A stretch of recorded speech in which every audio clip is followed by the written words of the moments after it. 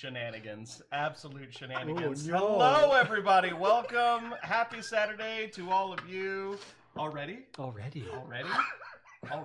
We're there. Happy Saturday, everybody. Welcome to the D&D Bros. I'm Dungeon Master Dev. Dungeon Master Dust. And we are joined by our dearest and most wonderful friend... Dungeon Master Sam. I mean, ShockBlazer.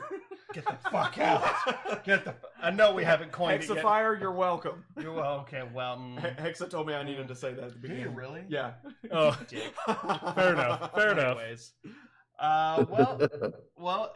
Yes, the giggly voice you just heard was also our dearest and most wonderful and amazing, truly compatriot and excellent mod on the mod team, Ranger Green. Ranger Green has joined us. Say hello, Ranger. Okay, there we go. Hi. A little bit different tonight. We're just pretty much hanging out. We've got the brews in hand. Sam, you get to enjoy that delicious Texas-made beer. How do you like it? I have had lots of these since I've been here. The Ziegenbach. Oopsies. Oops.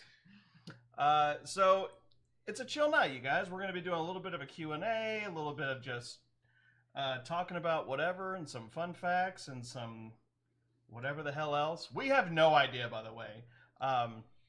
We submitted these questions to the Discord community. And people submitted, apparently, I don't know, I could say someone submitted a lot. I don't know. I don't know how many. It's probably like 4 questions. It's probably going to be 4 questions, and then it'll just be a lot of us just... Making out. I was going to say talking actually. about... yeah. No. I told you how many we have. Oh, shit. You just right. forgot. I did forget. That is... 7? There's more, I'm sure. Oh, there's more. So it's over half of 100. Oh, Okay. nice. we're not that interesting. There's no way these questions are about us and not things. Just like, can you give me the air velocity? Social security number? Yeah. Yeah. Oh, I brought my social security card just for this. Check it out. Here's my birth certificate too. So without that, without further ado, we are going to do some other fun things in this stream. We'll just wait a little bit, mostly because we have to prepare chicken nuggies. So, yeah. With that, let's fucking kick this off. Ranger Green is going to be moderating not only our chat, but our questions. And so he'll fire these off to us. We'll answer accordingly. And in between such, we're also going to... watch some clips. Watch some clips and stuff. Watch If a some clip clips. has to do with a question being asked, we'll jump to the clip. Or if Absolutely. our answer has to do with the clip. Also, just so y'all are aware, we can see the Patreon stuff on the that was top we bar wanted and all that. we wanted the banner. We wanted the Okay, Patreon cool. banner there. Yeah, if you ever want to help the bros or it's the Patreon, the D&D You're- Bros Patreon. We'll hit the You're link gonna make tree me on do there. mod stuff. And I'll Great. let him do mod shit. So yeah, without further ado, we'll kick this off. This is in no particular order or depth of brevity in the questions. Like, these could be silly, these could be amazing, these could just be whatever the fuck. What's So- brevity mean? All right, cool. Let's kick it off. Okay. I think it means you're at your zenith. I'm gonna The apex this of my The zenith apex. is this my bottle's brevity. gonna go in someone's urethra before the end of the night. Okay. So Oh, let's just, don't tempt me with a good time. And without further ado, fucking Ranger Green, kick us off, man. What you got? All right, so a little bit of, I guess, kind of reiterating what Dev was saying. We polled the community on what questions they wanted to ask the bros and Shock. So, we compiled a very large list, and I will be going through kind of just, I guess, I might do it to where on the stream it'll be Dev, Shock, Dust, and we'll go in that order because it's just Group easier that way. Do we have group So, questions? And then word problems. There is at least one group question, if not two nice. or three, and you guys can pitch in obviously whenever, if a question is like, oh, I want to answer that one too. Feel free yeah. to do so. Do we have to raise our hands, or is it? I open think forum? I think No. at this point, Dust, with the way this is in the community and who we are, raising your hand is pretty much a moot point. Okay. I would like to actually answer that question. Senator, I do not recall. Anyways, It's gonna be So- huge. it's gonna be huge. It's gonna be the biggest Gonna be collaboration huge. we've ever done. Up Oh, to All right. So, first question for Devo. In 100 words, what is your honest thoughts on how large this community has gotten and the amount of support it offers not only to you and Dust, but to everyone? And lastly, what is the impact of it on the balance of normal work-life social streaming? Oh, Jesus Christ. Well, And I this have is to do like in a speech and hu- I- debate. Yeah, I have to do Right. 100 words. Okay. I'm counting. Oh, no, fuck you. No, you're not. Basically, just keep it short is what it is, because the community didn't know we were going to be doing this on stream. Oh, okay. All right. So to answer the first question, what do I think about the size of this community at this point, which I will say, did not anticipate this. Fuck you, Eric. I can't count that high. You right, but it hurt. It's okay, buddy. Yeah, I mean, I think I speak for Dust on this as well. Like the anticipation of the growth for what this community has done. Oh, thank you. And 100 words, what's your honest thoughts on how large? On how large? Absolutely, it's astounding. I never would have anticipated that at what we're at a year and a half, over a year and a half now. Yeah. Mm-hmm. At over a year and a half now, we are to this point where we literally have support coming in on a monthly basis from people who are subscribing to our content, people who are sharing our content. Watching the socials grow is incredible. So, honest thoughts is I thought we would have gotten a cool community thus far. Did not anticipate this size to this point. And to that second part of the question, the second part of the question is the amount of support it offers to us. I can't be more proud of the community that we've fostered with our fellow streamers, whether it's our dear friend ShockBlazer here, Sanguine, Cinna, Geek Out Corner, Salty Heathen, Arbocado, Hexa. Salty Heathen. Yeah, I know I'm missing some others out there who are also streamers, so I apologize if I've missed your name. But Oh, Jesus, that beautiful bitch.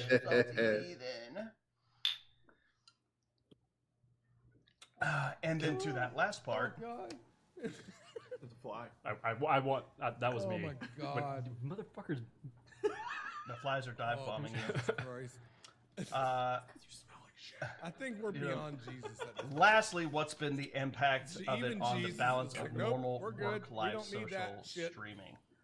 And It I'm started done. out social. We were just like, let's just do a couple nights a Call week. it salty cheese. See what happens. See what happens. See how I we can do. make a lot of fun. I mean, I grew up on a. Oh my god, I hear my boy. By the way, I'll let you- before I I'll let you forget- take that last Cool. one. I'll kind of jump in. One of the coolest things very nice. I've actually super appreciated and loved was the fact that we built these relationships with these other streamers. One of the super unique things Devin and I chatted about before we even started is we checked out other streamers and they were very much like you are not allowed to self-promote. Like, if you stream, you're not allowed to say that. You can't come into somebody's chat and be like, oh, cool, I stream too. Yeah. Because you get kicked. One of the biggest things that Devin and I started from the very beginning was we want you to self-promote. Devin and I do not stream all Fuck the your time. chicken strip. Fuck your chicken strip. You might not love what we do. You might love what Sam does.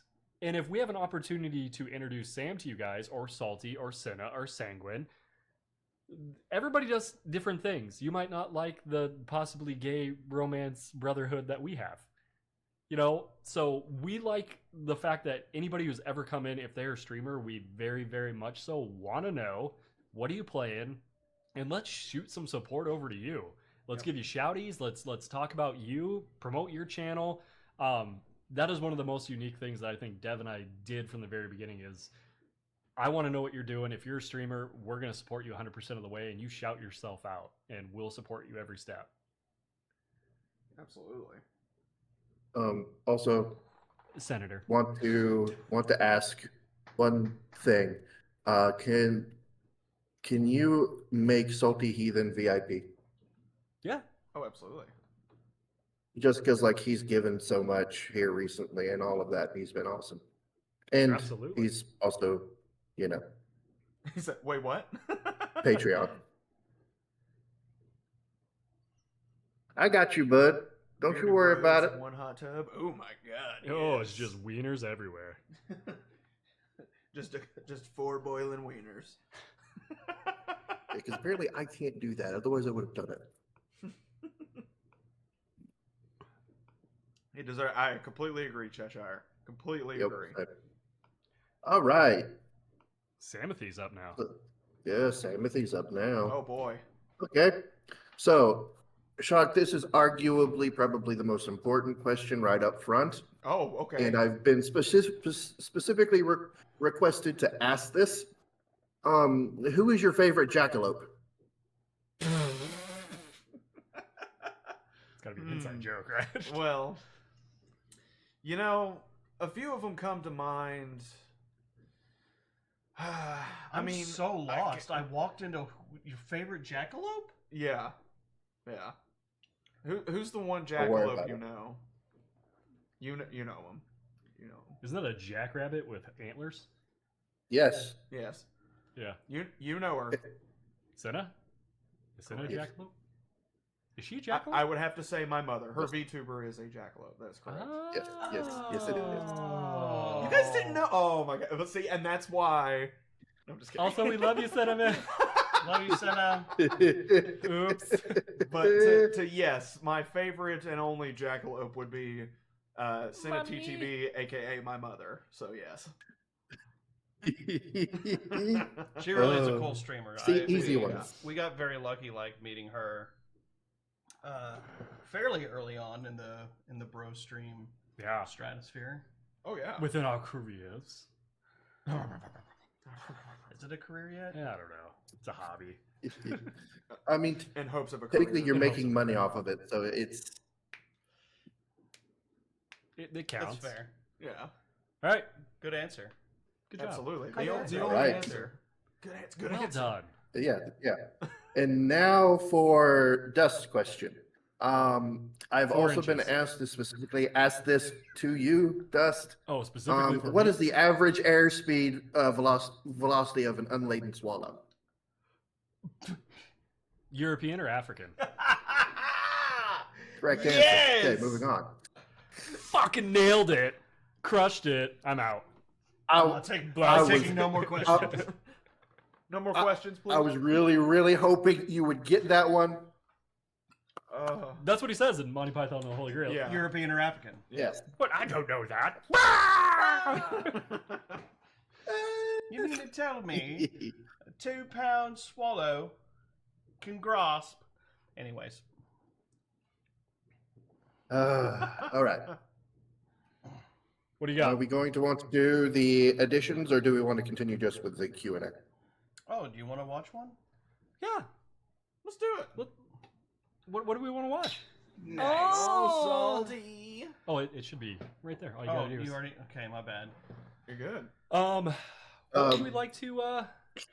Can we watch the nose hair pulling? Oh, that's Dark Souls 3. Yes. I don't know if that's gonna... Yep. Wow, it literally just brings it up right there. Went right to it. Okay, so...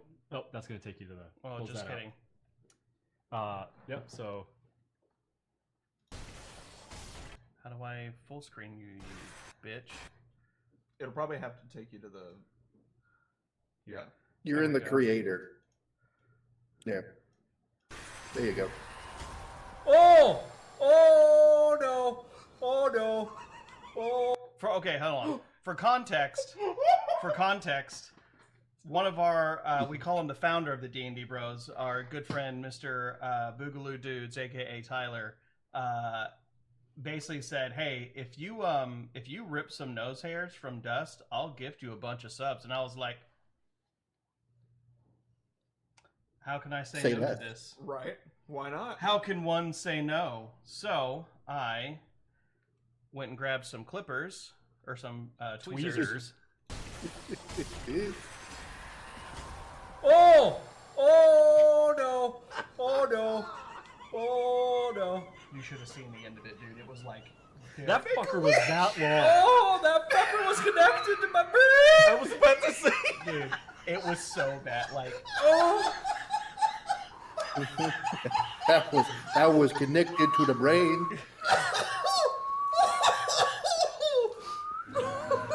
There was so much anger. Yeah. I remember that night very well. oh my god. Mostly because I was getting shit on by Nameless King. Yeah.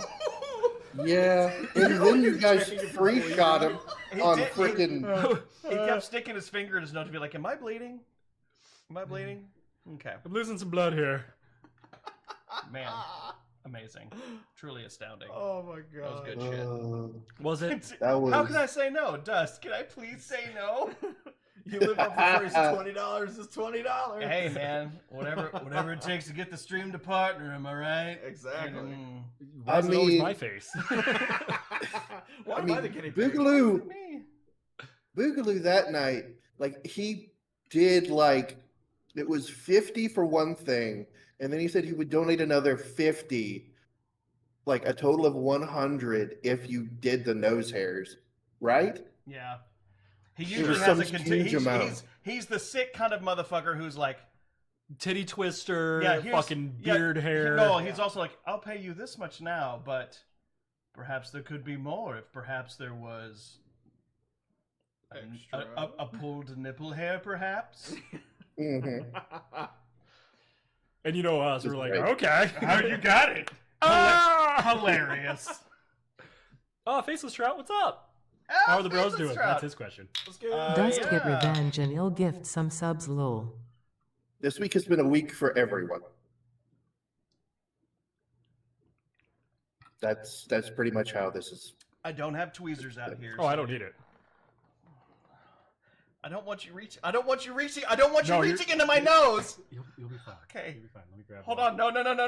Hold on. No, I Hold got on. it. No. Hold on. I got it. I got it. Okay. I got it. Okay. Okay, you're okay. 3, Yeah. 2. No.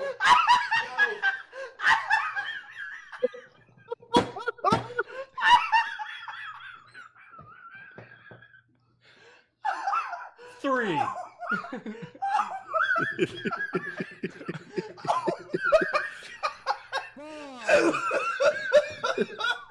I can't see straight. I can't see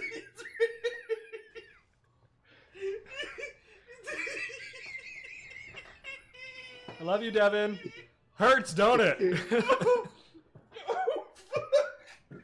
Uh-oh. Mad Arts. Mad Arts. Don't. Oh dear.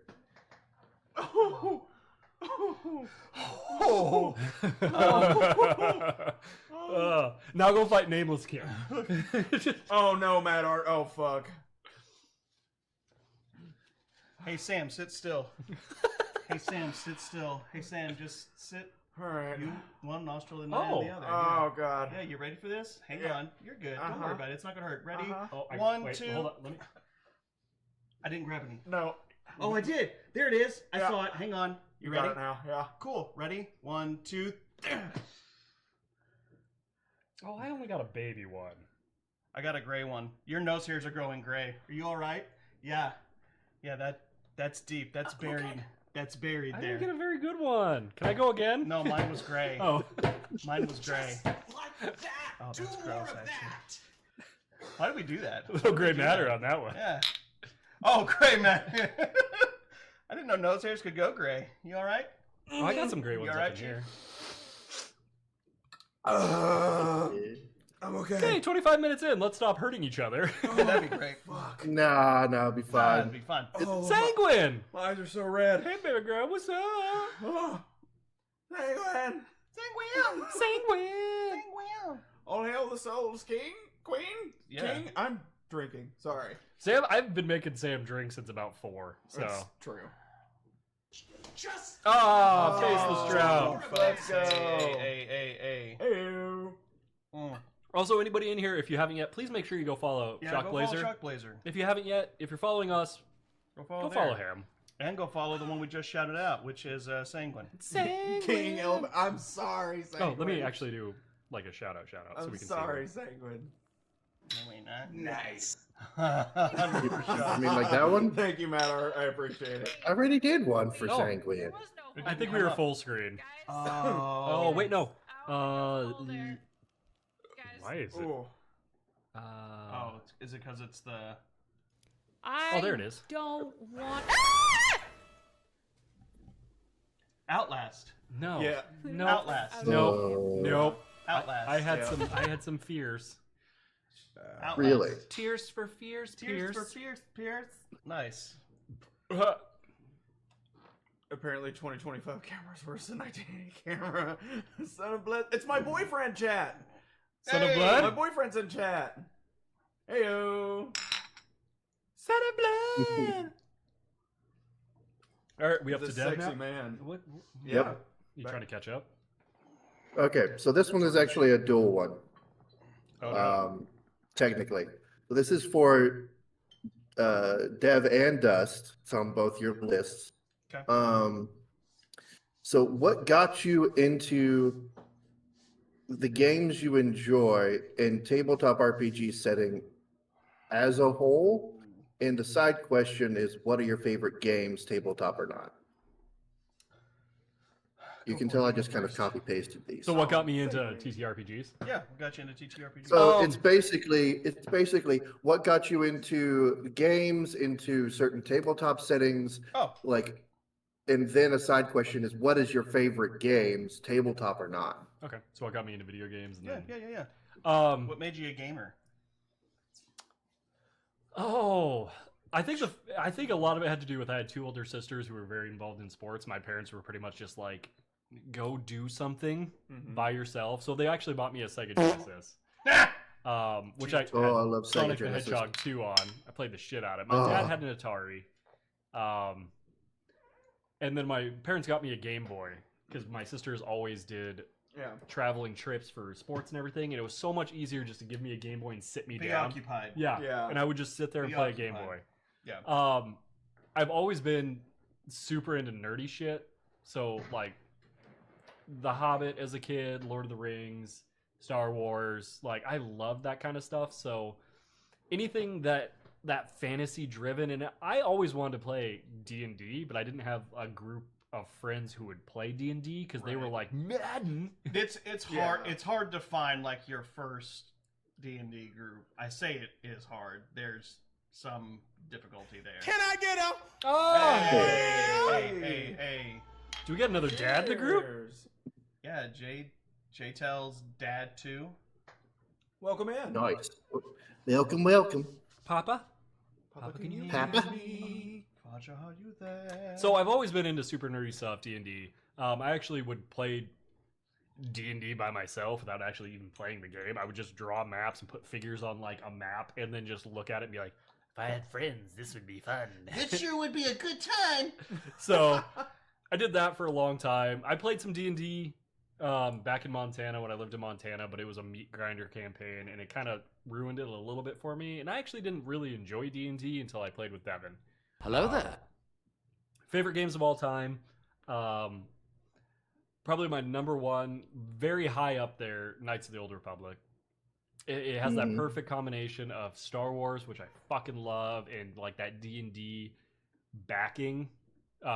It's just the RPG games I fucking love. So probably Knights of the Old Republic. So that's the favorite game tabletop Senator, or not? Knights of the Old Senator. Republic.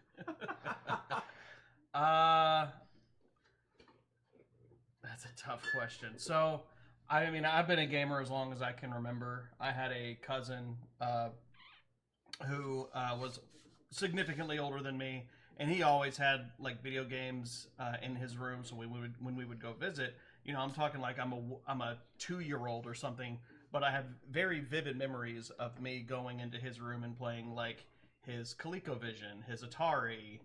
He had a couple of Mac games. So like I'm talking like the old RPGs where you had the parser and you had to go like walk down hall, pick up or look floor. You got to type it in. Yeah, it's on the parser.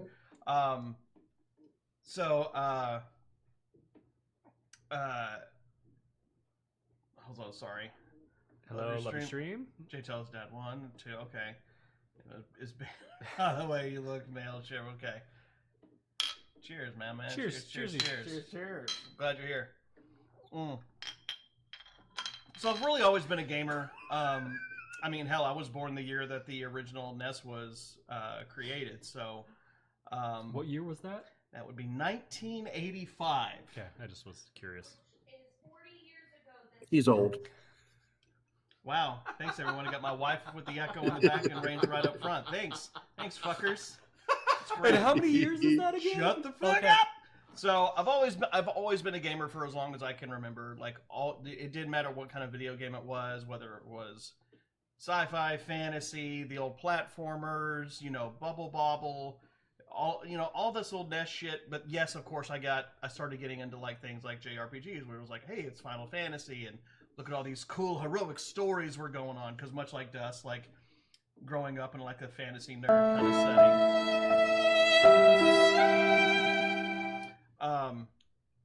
But it was really like where stepping into who I was as a nerd didn't happen till 15, where I learned what tabletop role-playing games were, and it was a Star Wars D6 RPG, and I started playing it, and with my friends in my theater class. Yes, I was the theater nerd. It's what my degree's in, so of course I love playing.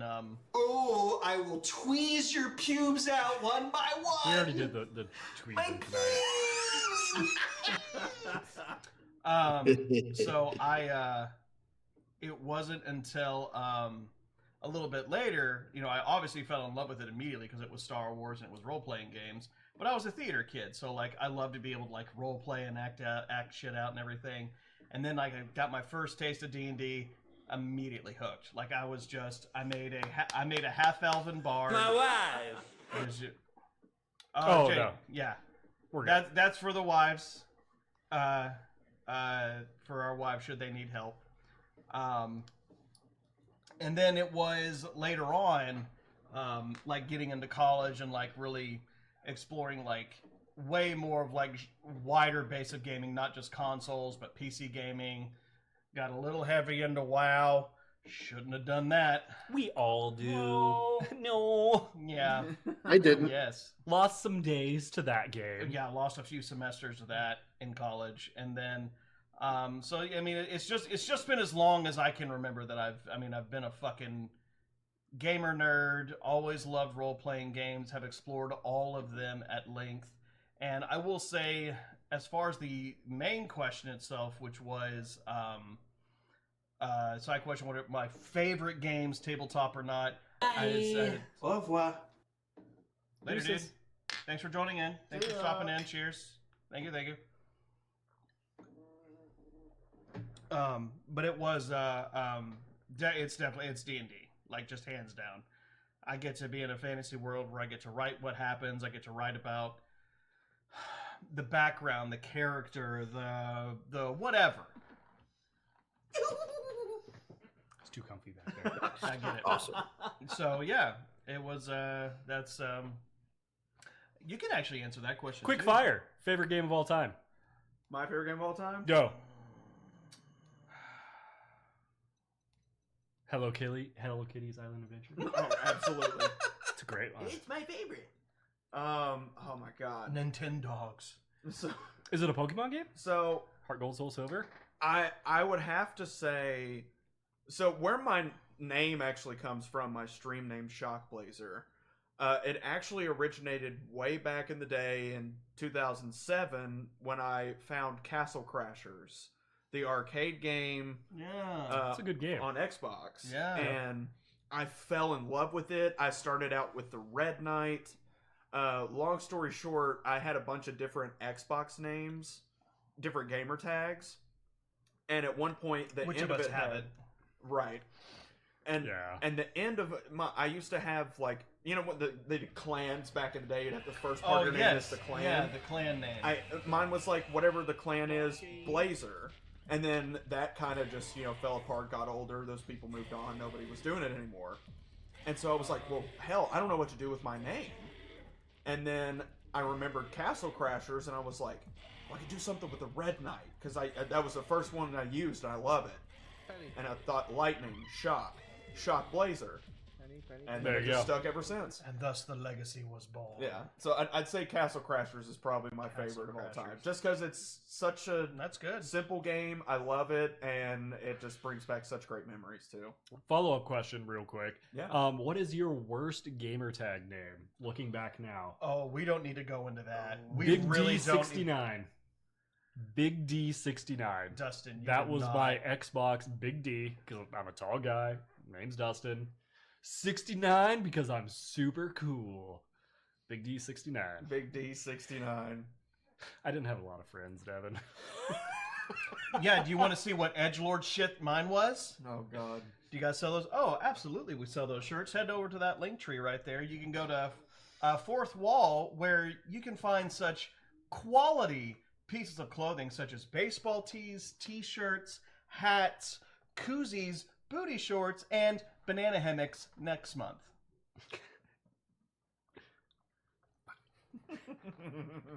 Do you want to know mine? My edgelord shit that I was let's hear it. I need to. Ronan Cringe, Rocker. my gamer tag has always been the Mad Cheshire Get Wrecked. See, that's a good one, though. Nice. That's a good one. Booty shorts, yes, legitimately. Indeed. Someone asked in our Discord, like, can we get booty shorts? And we were like, Matt Cheshire just bought booty shorts. Yeah, That I girl was gonna just say. bought them. I was like, wait, she just bought why not? some. She can have booty So- shorts. She can wear them all she wants. There you go.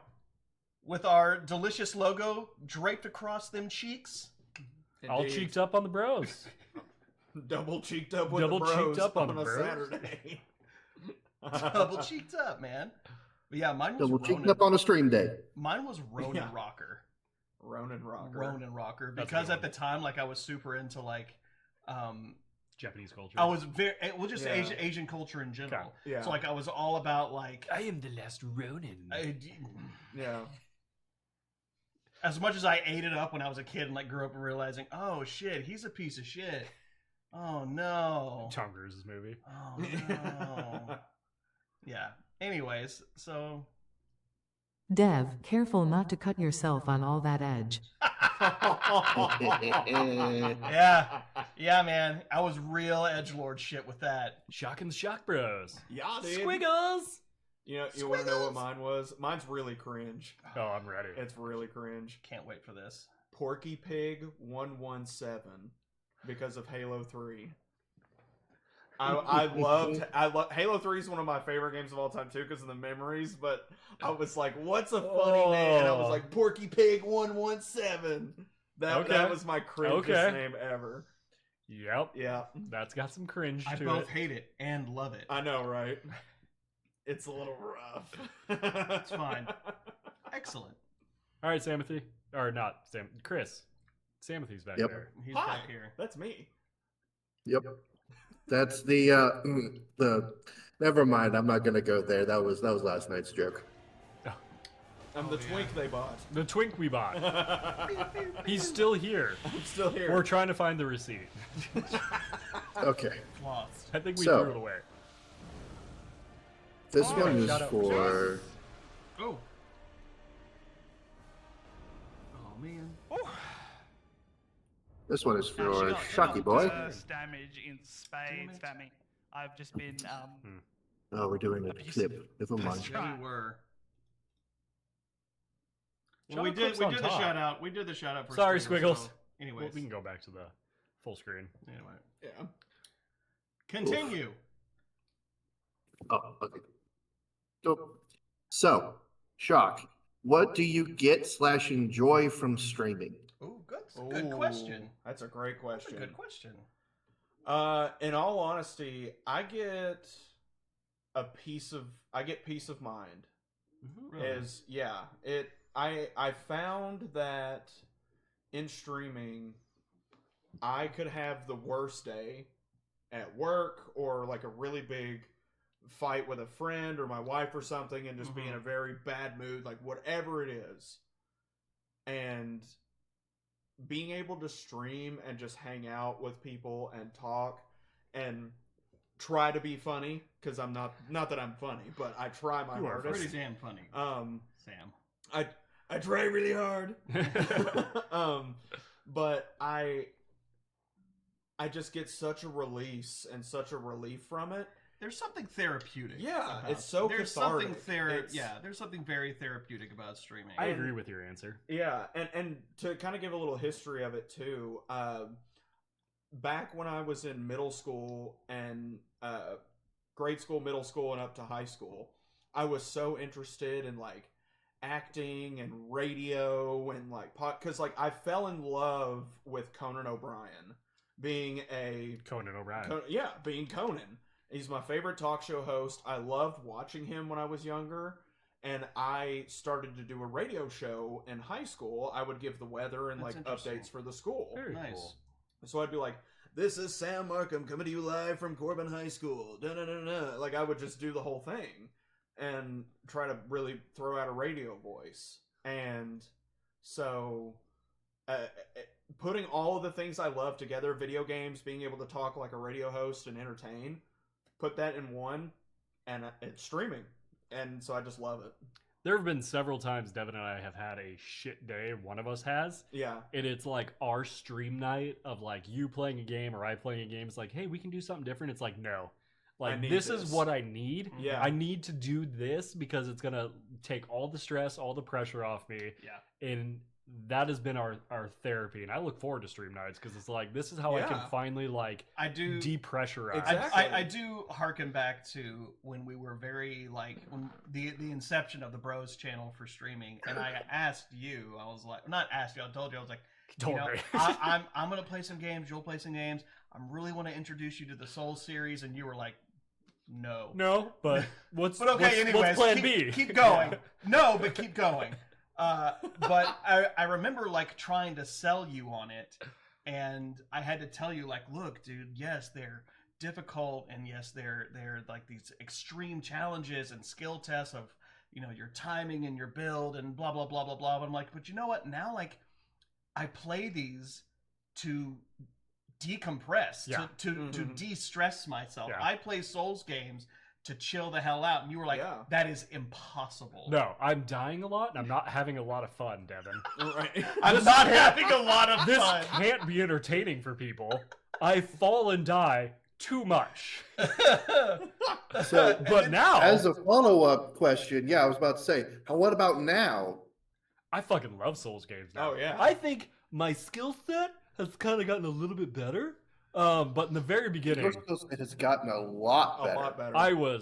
I fucking hated it. I couldn't do plunge attacks. I died by gravity constantly. I didn't understand stamina management. Yeah. Why? I have sword. Why am I not? And that's the thing. That's what every single person goes through. And then when you finally dive into the game and Like get it, like it's so awesome. The moment it clicks. And I know the exact moment it fucking clicked was my fight against ONS, and Devin was just like, "Hey, you've died a lot.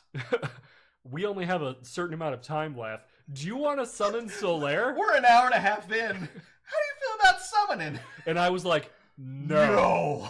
Absolutely won't. I'm going to get good. I can do this, Devin. And he was like, okay, it's happening. And then I finally did it and was like, I get it now. You know get it. You know that part in Rocky where it goes, now, and he goes and switches to his southpaw? Yeah. That's what happened there. Devin over here just coaching me. Yeah. You and I have very different coaching styles for each other. You're very encouraging. I have to encourage you because you get really angry and down on yourself. I have to beat you up because you're like, what giggly fun times we're having. No, get fucking serious. And I'm like, oh, okay. You got it. That's why. Get your head out of your ass. That's what I love about gaming with you two is that me and Dustin will be like off in the corner, like our characters will just be diddling each other, and then Devin's on the other side. Focus! I don't know what it is. I immediately become the most competitive in the room. Like I don't know what it is. It's a co-op game. Devin is competitive. Remember we were playing Zort? Yeah. Zort, and I was like, get the fuck in the game, goddammit. We have to figure this puzzle out. I'm texting Dust to the side. I need you to get your shit together. Oh no. Oh no. Oh no. But we've learned our styles of like, if Dev's playing a game, it's, hey, good dodges. Hey, nice job. That was great. Hey, you'll get them next time. Good job. If I'm playing a game, it's dodge. Well, you fucked that up, didn't you? Yep. You fucked that. Okay. Okay, back up. Get your health back. Get in. Watch for that attack again. Dustin, pay attention. Okay. Pay attention. Pay attention. I've noticed. I can tell like when I'm fighting really harsh criticism. When you see me go, I start to like, Dust. You have Nope. Wait.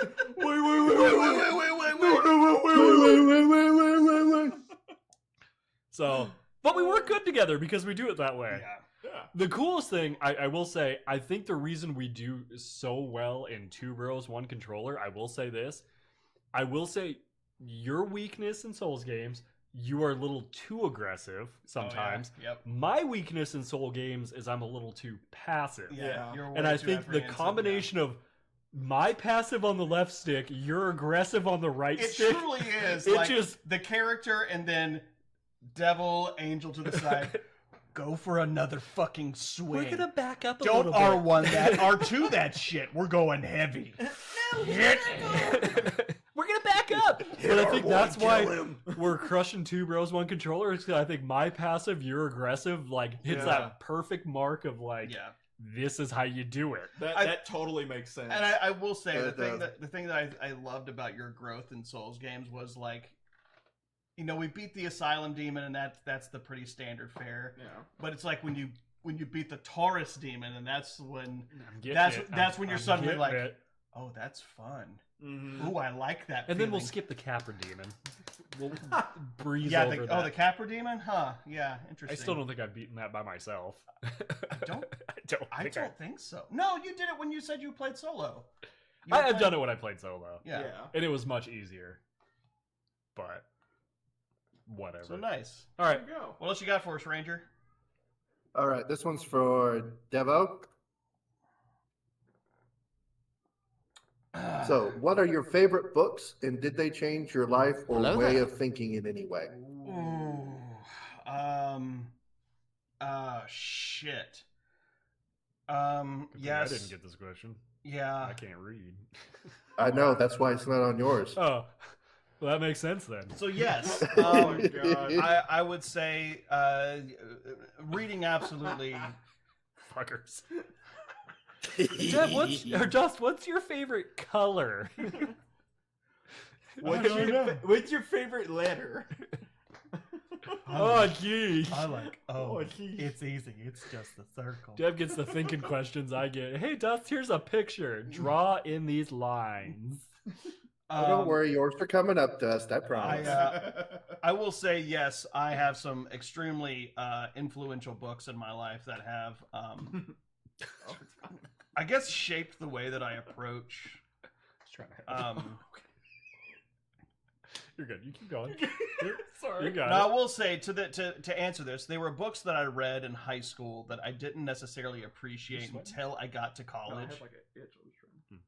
I had books that I read in high school that I didn't appreciate until I got to college. So I got to college and I had my Shakespeare teacher, who it's not what you think, where you're literally just quotating sonnets in the Shakespearean iambic pentameter. Yeah, iambic pentameter.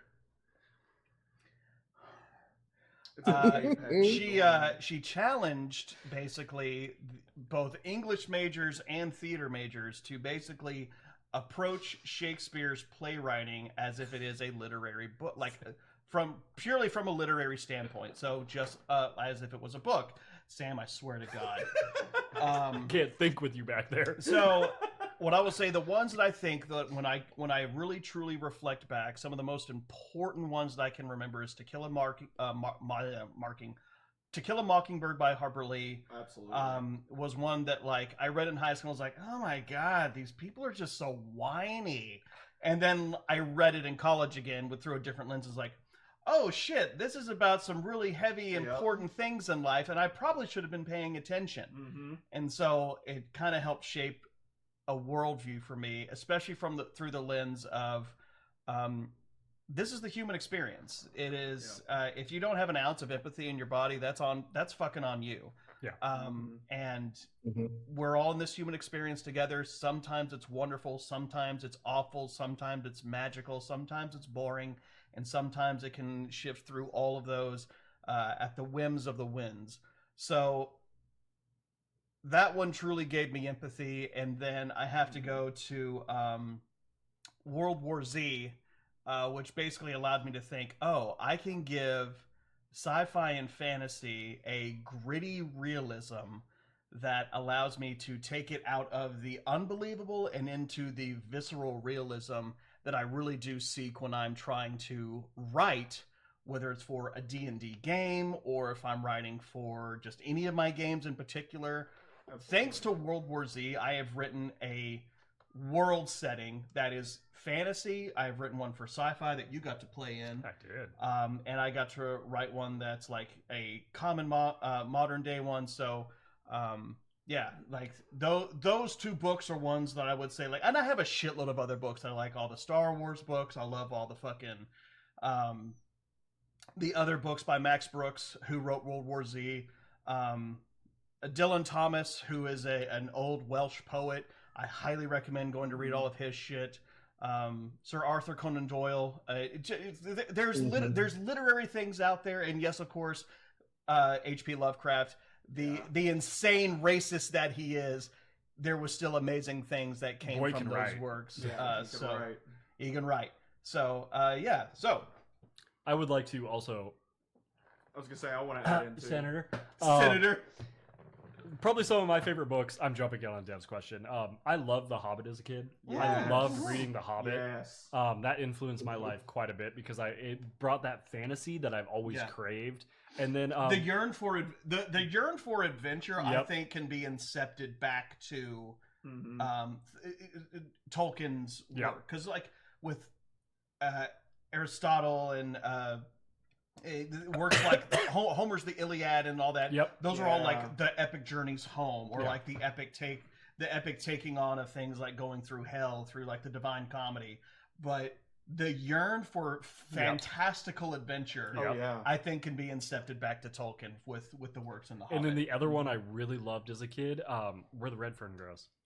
Oh my god! Oh my god! Dude, no. that book traumatized fucked me up. Yeah, that'll fuck you up. That'll fuck you up real good. But I love that. I book. specifically remember I read that in 7th grade, and we were reading it, and it was like our teacher was doing like we read together, and then we also have like the audiobook reading in the background while we follow along.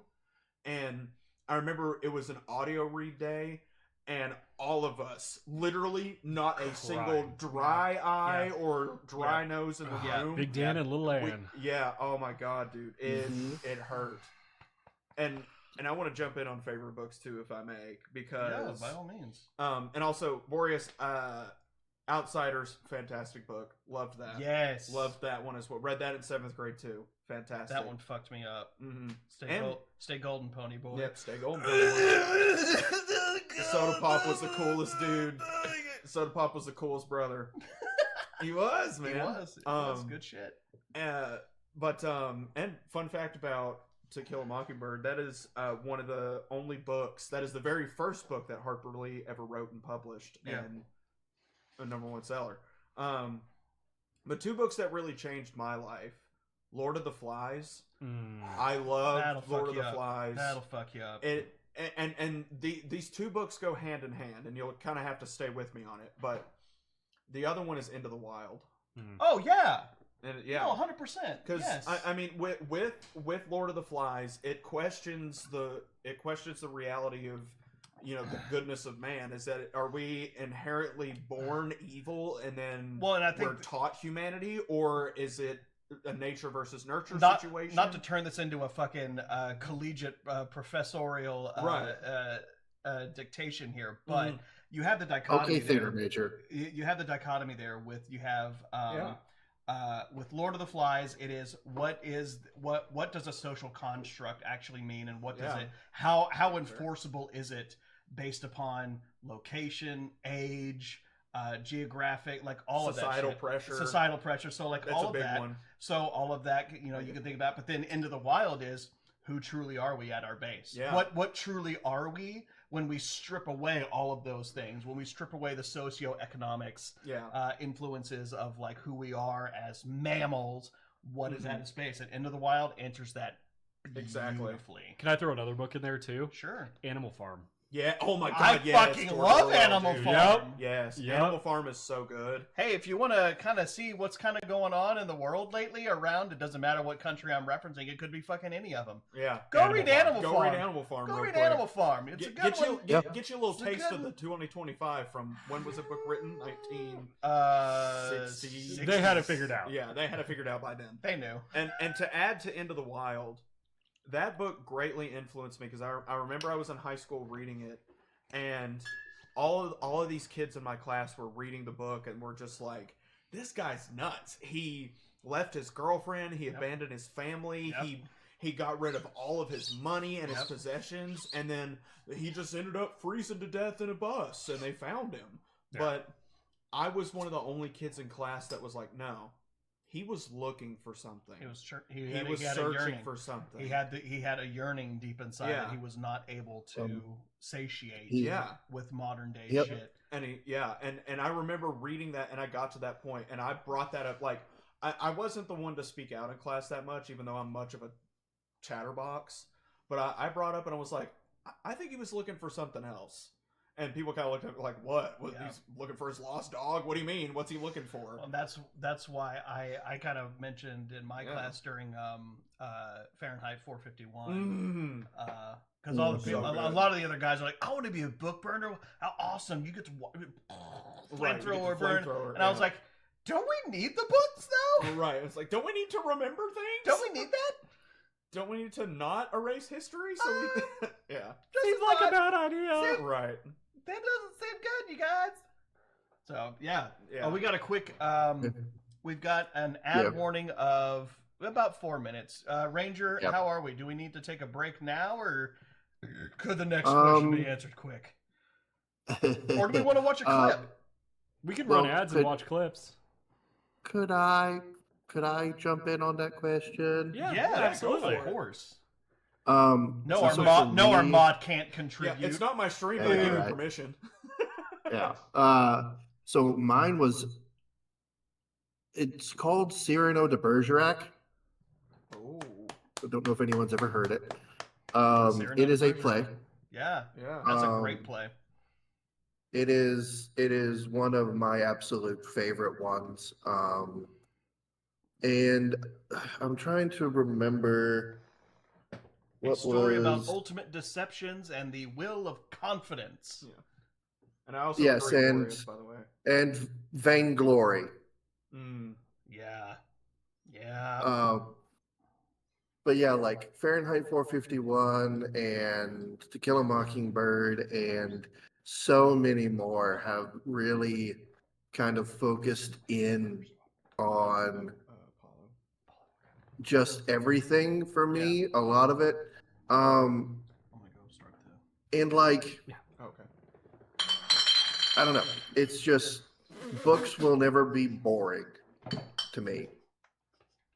So, but also, we can. What did y'all do? Did you not hear Jeff?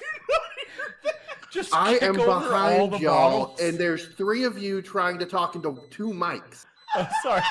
Jeff just kicked over all his bottles. Sorry.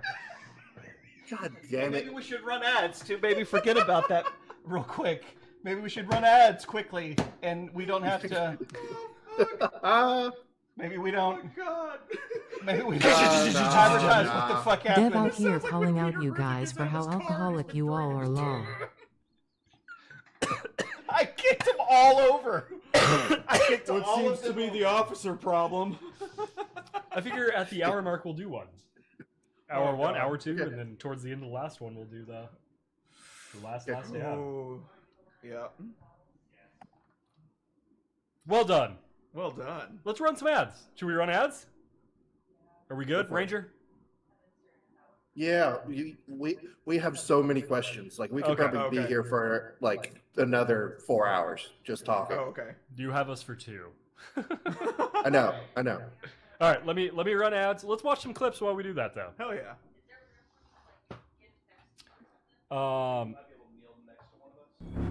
Nope. Wrong screen. Wrong screen. What do we, Ranger? Why don't you pick? Yep. What do we want to see?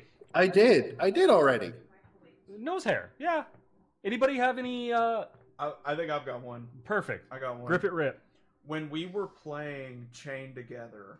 Oh no. Do you remember the guess who made it this time? Fuck. Guess who made it? Yeah. That guy there? Yeah. This one was so good. So, do you want to explain the backstory to this one, Sam, or? Yeah, I'll explain it. So, we, me, the Bros, and Sanguine were playing Chained Together, and for those of you who don't know the game, it's however many people you're playing with, you are literally chained together. And as you can tell by the picture on screen, for I believe that's Dust in the front. Yeah, that's Dust in the front. You see that little... Oh, it's Deb. Is it Deb? No, it's Dust. Yeah, it's you. It was you. I'm the green guy. I Deb's see in now. the front, and then it was... I was the Sanguine was anchor. next. It was you and me together, because that was a horrible combo. That was a bad idea. Of you and me in the caboose. Yeah, that was a bad idea. Sanguine and Devin were in the front. Yeah. Leading with strength, and then us. Yeah, and throughout the entirety of this game, me and Dust had messed up a lot and we'd be falling down, because the point of the game is you're chained together, you're trying to climb up and up and up and up and up, and if you fall, you're basically starting at the bottom, which sucks. So, in this clip, after many tries of jumping over this area, we all finally... a lot. We finally got to a point where all of us got across. Except, and I'll throw. Gee, I wonder who. Let's find out. Shut up. Let's find out what happened. How does that make sense? Cheerleading and morale. Sam takes the gold. Oh, well, that's fair. You do. jumping? That's fair. Well, I am Sam 5'8", trolling so I'm Nat not the once. best known for jumping. I'll put it that way. Look at that. It's just pure nat ones, that's all. Yeah. It's oh shit. I'm good. Okay. And if you hit the Okay, old so line, don't the things back come up out and hit anymore. you. No, okay, no here we go. backing up. Oh, God. No panic. No. Guess who okay. made it this time?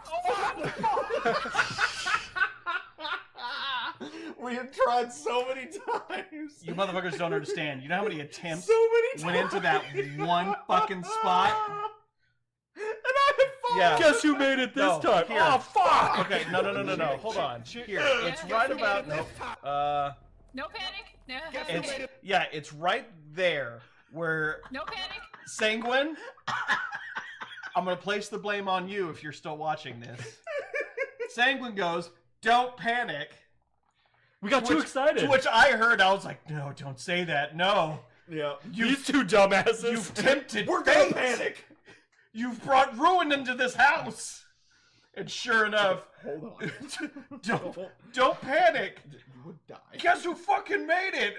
Fuck! Fuck! And then got a little bit too far. I think this is one of those things, like, I mean, just to kind of give a comment about it, like, I love these fucking co-op games and what they mean for us. Like, growing the community that we have, like, meeting. This is gonna sound like a dickhead thing.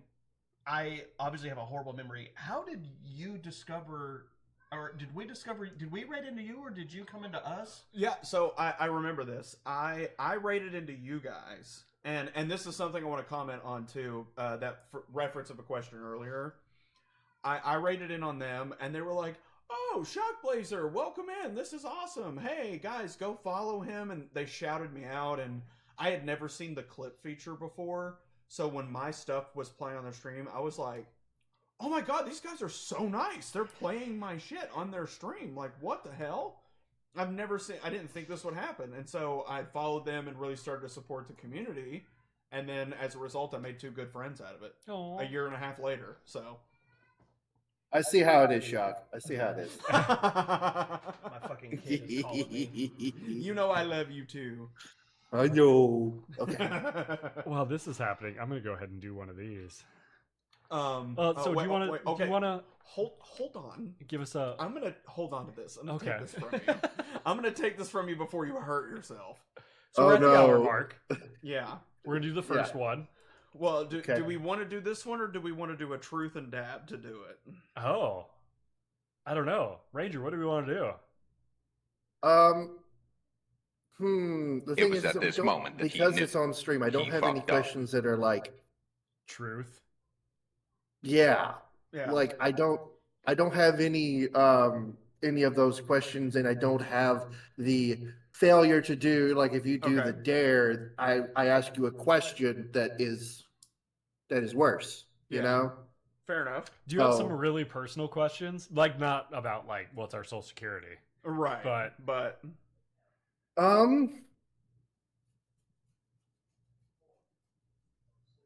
I have. Oh, that's a good one, Boreas. that is a good one. Yeah, that is a good one. We could do that and eat it and then try to explain it. Yeah. So, and for those of you that are confused, I wanna could get also all do up in a here? general Right question up to and you. see what you guys say as well. Yeah. Kind of like what Boreas was doing. I guess we could get you up here. So either or. Sir, good. So for those anybody that's confused, as a reward or a Let's rephrase what that is. as a little treat for my arrival, I brought with me the Hot Ones last dab in a mini bottle. And I have 3 different kinds that I've brought with me. So, for those of you who don't know what this is one of the hottest hot sauces to have ever crossed the plane of existence. And Cool. if you guys are familiar with First We Feast, Sean Evans, he interviews people with 10 hot wings on Greatest, Hot Ones. greatest interviewer on earth. Absolutely. Absolutely. So, I figured we could do a little truth or dab and just see how well we can handle the sauce. And I will warn you, It's a dab. it is a light dab. Dust and I are. That's why I took this from him, because he was about to drink it. Dust and I are hot wing aficionados. Like we order the Give hottest. me the hottest shit you we got. order the hottest one every time we get to a new wing place. We're like, get the hottest one. They're like, are you sure? And I'm like, Look at me. I have a beard. look at this. Come on. Look at this fucking face. I'm not playing around. Bring me the shit. Oh, it's hot. Most of the time we've actually handled them pretty well. We've been like, oh, all right. Ooh, boy, we having a good time up in here. In here. Yeah, baby. all right. Okay, so Oh, boy. First bowl. Okay. let me see if I can figure out a Do thing. this gingerly. Also, if you get Okay. any on your hands, do not touch your face. No, do my not touch your eyes. eyes. I have your question for dare That actually smells Dab or dare. That actually smells delightful. Okay. I have 3 dabs Is- in the bowl for us. That Is smells that the delicious. mango one? It's Apollo. This is Apollo. Oh, that smells so Okay. good. So, featuring the Apollo pepper. Oh, thank you. You can see mine on there. You can see mine with the dab. That is a healthy dab. Cool.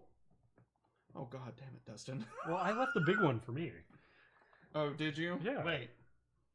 'Cause I ain't no What are we talking about? wiener. Okay, so here is your question. Okay. Okay. Who goes first, by the way? So I'm going to. I honestly don't know how this works. I have not actually seen a lot of hot ones. So It's got some good smell to it. Mm-hmm. let's do. Dev, we're gonna ask you first. Does he eat it then answer? Sure, let's do that. So, while you ask the question, I'm gonna eat. So let me know when you're about to read it out. No. I'm all right. I'm all right. Okay. Bitch. So, Thank you. oh goodness. Oh god. Okay. We're doing this. We're doing it right. Fair enough. Eat then Your answer. question is, what is the significance of Hamlet's soliloquy beginning with "to be or not to be" in Shakespeare's Hamlet? Oh boy, right up his alley.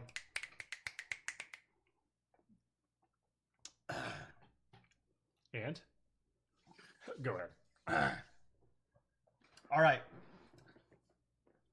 To be or not to be, that is the question. Whether it is nobler in the mind to suffer the slings and arrows of outrageous fortune, or to take arms against a sea of troubles and by opposing end them, to die, to sleep no more. I could go on, I won't. That's pretty good. That was pretty good. All right. The significance of that speech in the context through Hamlet is a deep reflection of what it means to live. What is the meaning of life? What Hamlet's doing within this very moment within the play. There's absolute significance between who he is in this moment, who are the people in his life at this moment, what is it that he is contemplating and planning for certain individuals. However, what I would say, after having become a much more literary lensed individual through the works of Old Bill, is that it took me way too long to figure out Old Bill. It's like Old Bill Shakespeare. Yep, got it. The to be or not to be is the nihilist's love letter to the optimist. Because what I would say... Did you just put some of that in your mouth? No, not yet. Okay. I haven't yet. The to be or not to be, it truly is the... it's the nihilist's love letter to the optimist. Mm-hmm. Because, and I'm... You know what? Hang on. Was that not spicy? It's okay. Do we need more? You do put more on yours. Okay. No offense to you. No, I know who he is. Put more on yours. Fair enough. If you think. Okay. So I want to read a little bit about this, and I want to give my thoughts on the follow-up. To be or not to be, that is the question. Whether it is noble in the mind to suffer the slings and arrows of outrageous fortune, or to take arms against a sea of troubles, and by opposing in them to die, to sleep no more. And by a sleep to say, end the heartache and the 1,000 natural shocks that flesh is heir to. Definitely the nihilist speaking to his what life will bring. Life is torment, life is pain. There's 1,000 shocks that life is heir to. Like, it's clearly heartache is unnumbered out there. 'Tis a consummation devoutly to be wished, to die, to sleep, perchance to dream. Aye, there's the rub. For in that sleep of death, what dreams may come. I absolutely love that line because it, like I said, the nihilist's love letter to the optimist.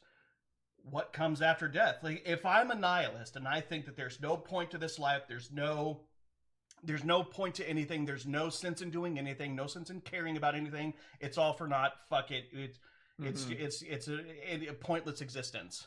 Yeah. But to say, like, that line, if we're in that sleep of death, what dreams may come? Is there something after this? What dreams may happen when one is dead? Is there a dream? Is there something after this? What goes on in life after who we are ceases to be here in this mortal coil? Through that, I think that is truly the beauty of the actual soliloquy itself and what it means to be. And I know it's hotly debated. The people who are super religious will say, yes, there is a heaven hereafter and there is something beyond this world, and we will all achieve the paradise beyond after we pass. And then the atheists, Jesus Christ, the atheists who are out there who say, no, there's no fucking anything after this. My body will return to carbon after all this, and it will feed other carbons. And that's why you got to live life to the fullest here. And then there's someone like me who's an agnostic who's like, I don't fucking know. I don't know. Mm-hmm. So in the mystery of that, what I'm going to do is do the absolute fucking best I can here and now Because if there is some sort of karmic scale at the end of this finish line, and I've got to do what I can to try to make it make sense, I at least want to be able to look back on it and say, I did my fucking best. I helped who I could. I loved with my whole heart. I fed my passions. I helped those in need. And I forged relationships personally and deeply within my soul that I know I'll carry with me to my grave. Is that a good answer? That was good. You kind of... Yeah. You were going. Also, I was letting you just a follow-up question, and this is more along the lines of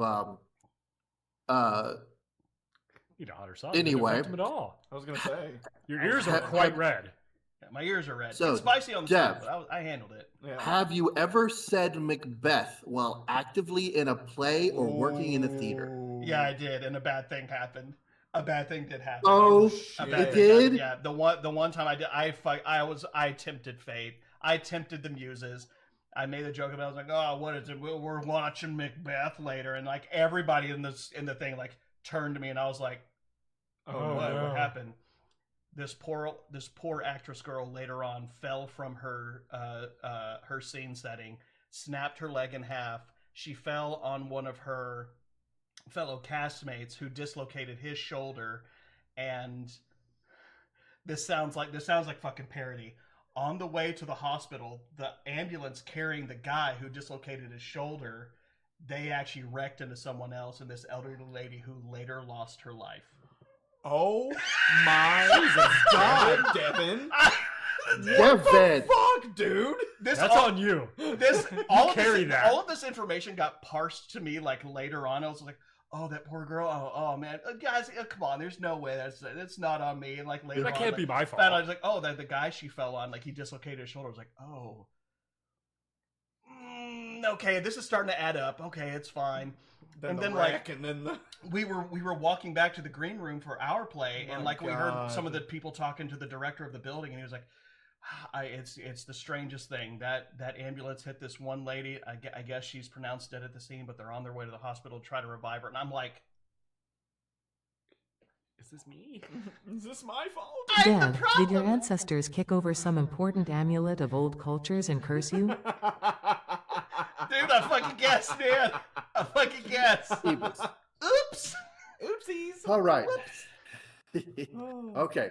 We have left the audience waiting long enough. Okay. Shock. Oh no. It is your turn.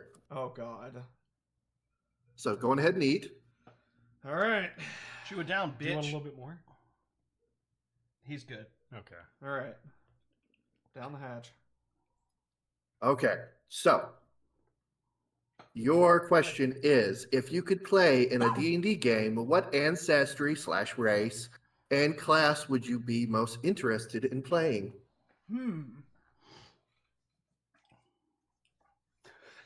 Keeping in mind what little D&D. You all right? I'm good. I'm fine. Don't worry. Just dying over here. Just took my breath away a little bit. You dip another one in there. Yeah. I kind of choked on the chicken. I'm not gonna lie. Wieners. Woo! So if I were to be, I don't have too many.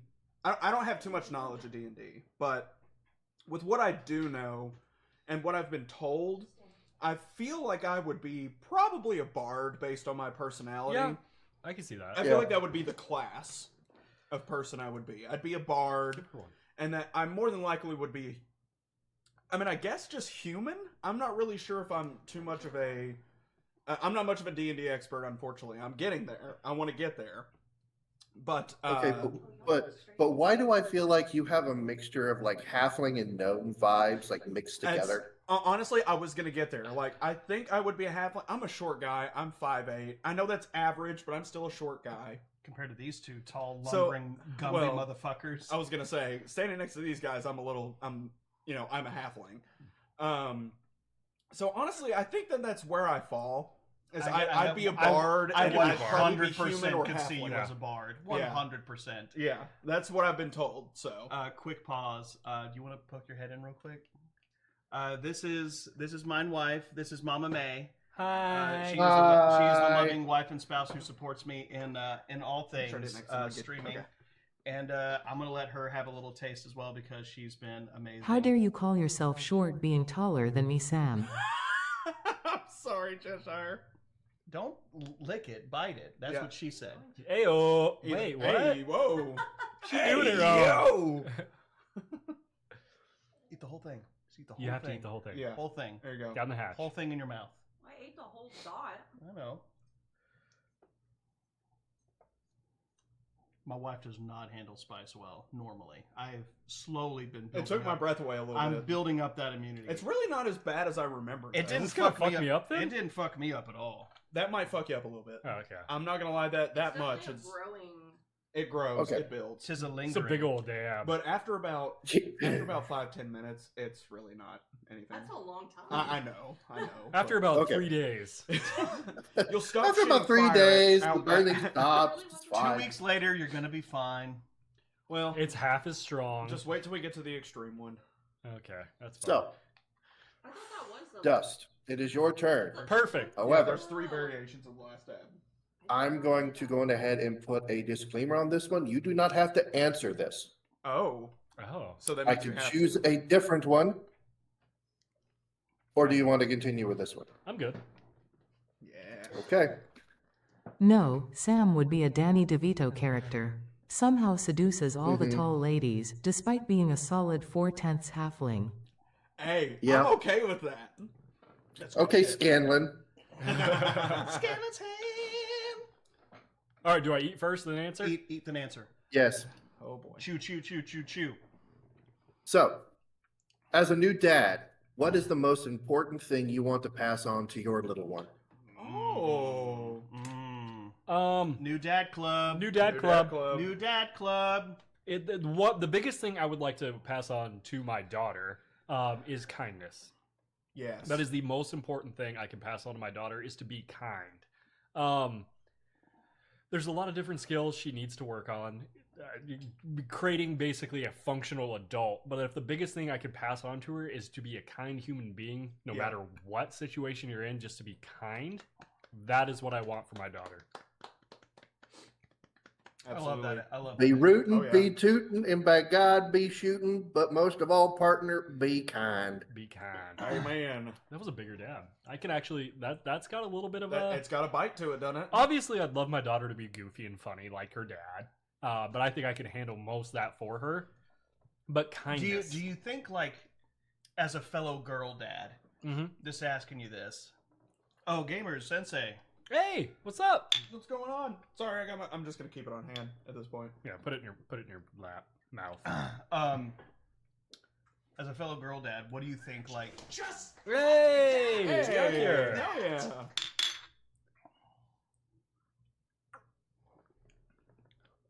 do you feel like you want to embark some of the know your worth, take no shit sort of mentality with your daughter? Oh Like, yeah, Yeah. 100% individual. Like, know what you're worth. Don't Yeah. the pants around your ass kind of guys. No, know what you're worth. Know your value. Yep. But at the end of the day, I want my daughter to be kind. Yeah. So World's hard enough as it is. Yep. There's not enough in it in the world, and honestly, that's something I love about the community you guys have built and that I've been a part of is Thank that you, we're man. all just kind and just accepting of people. And I've carried that into my own channel too because I Want learned to it from do these two, and I was do like, one more together, bigger one. I did one already just now with you. I Oh. did. Did you really? I Oh did. wait, I no. didn't Oh, see it. I did see you do that. Yeah, I Never did do mind. Do you want me to do another Play one? it fucking back. I did do it just now. That is true. I did see you do that. You gonna do another one? I'll do another one with you. All right, cool. Thought we'd do it together. Play but- catch up. Oh, my bad. I'm sorry. Boop. All right. There you go. This one is for Mr. Devo. Ooh. Now we're good to the next hour, right? We'll do the next sauce. Mhm. Okay. Yeah, Do the next yeah, sauce, yeah, next yeah. hour. Okay. I'm gonna have another. Which is bite. like 30 Good. minutes. So, since you are a theater major, Dev, how does that translate into your DMing style? Oh, Oh, that's a good question. that's a really good question. One of the greatest things I learned in college, like for those of you who don't know, with the way my college worked was you had a bachelor's degree and you would have some sort of area of focus. Mhm. I did improvisational comedy. So that was my area of focus. I actually did not know that. Improvisational comedy. That's Yeah, a good one to be improv in. comedy, Yeah. I was this close to doing musical theater, but Okay. I did not want to hang out with all the music majors. Sorry, music majors, I love you. You've been very helpful. You helped hone my voice. people. Absolutely love you. Can I actually say if I did go to theater, if I had like a theater degree, I'd probably do improv comedy too. Absolutely. Because my fucking No, you easily would have been yeah, improv comedy. I think that's I did improv theater So- in high school too, so So the thing that I learned, so like fun. some of my biggest lessons came from, learning improvisation, which is it's not the yes and it's the don't deny, build rather than destroy. Mm-hmm. Get a very wide lens. This was probably one of the biggest lessons I learned from my professor, which was get a wide lens. What he meant by that was I was making very niche references, like just not niche. I was making just very bland pop culture references a lot of times in my comedy, and he was like, "No offense, Devin, but you are basically rivaling Jay Leno right now.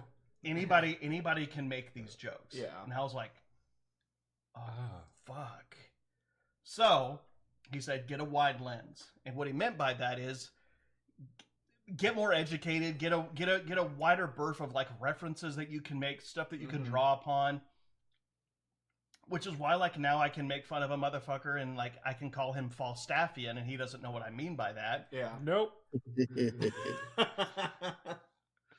Yeah, you false staff bitch.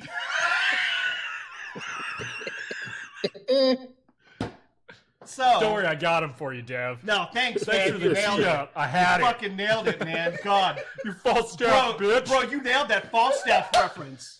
Fucking nerd. Go get a real staff, you bitch. No, that's not what that means. Yeah, I got it. It's fine. So to bring that full circle, I do my part. what it allowed me to do is basically like I got to become much more well read. So I started to absorb more authors. So George Bernard Shaw, Sir Arthur Conan Doyle, H.P. Lovecraft, Dylan Thomas, Shakespeare, gosh,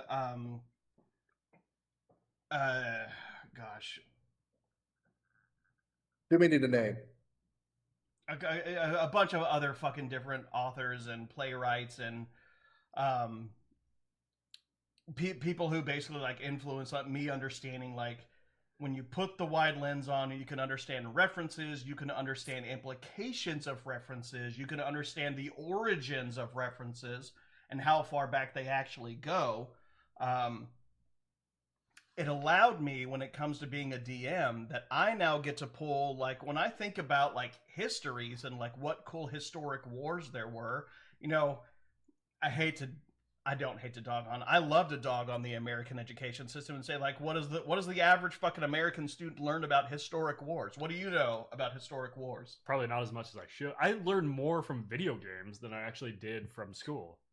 Okay, prime example. Total War II did an ad campaign with Extra Life where they were like, hey, go teach people about the Second Punic War. Yeah. And that's fucking brilliant. Because when you learn about those things, you can learn about how, the Battle of the Bastards from You Are My Dad. You're my dad. Wookie, wookie, wookie.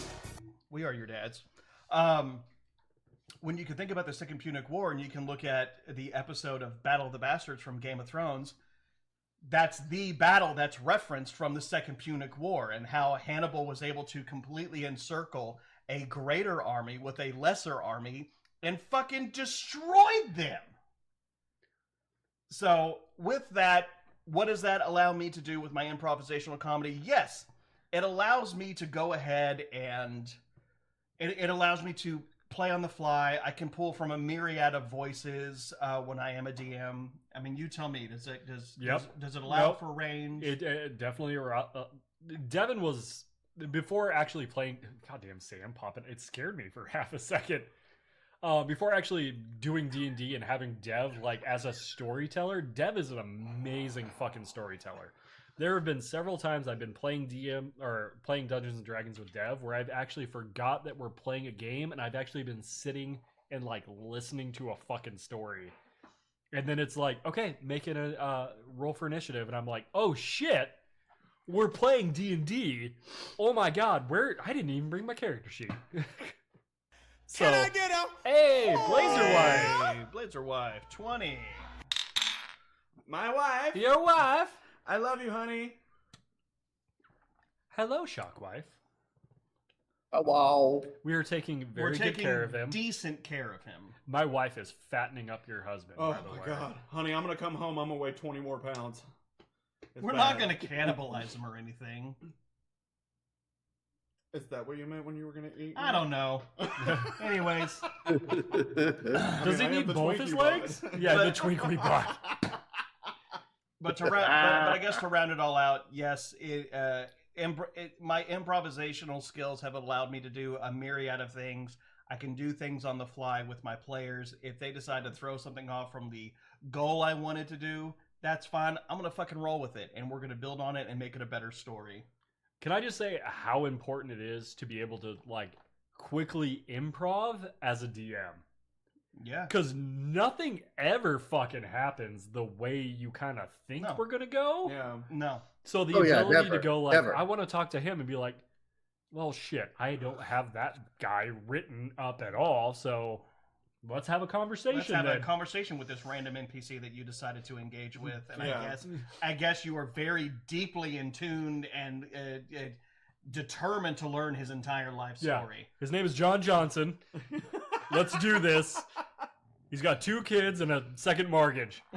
Second mortgage. And he has a brother named Richard. Yeah. Stepbrother.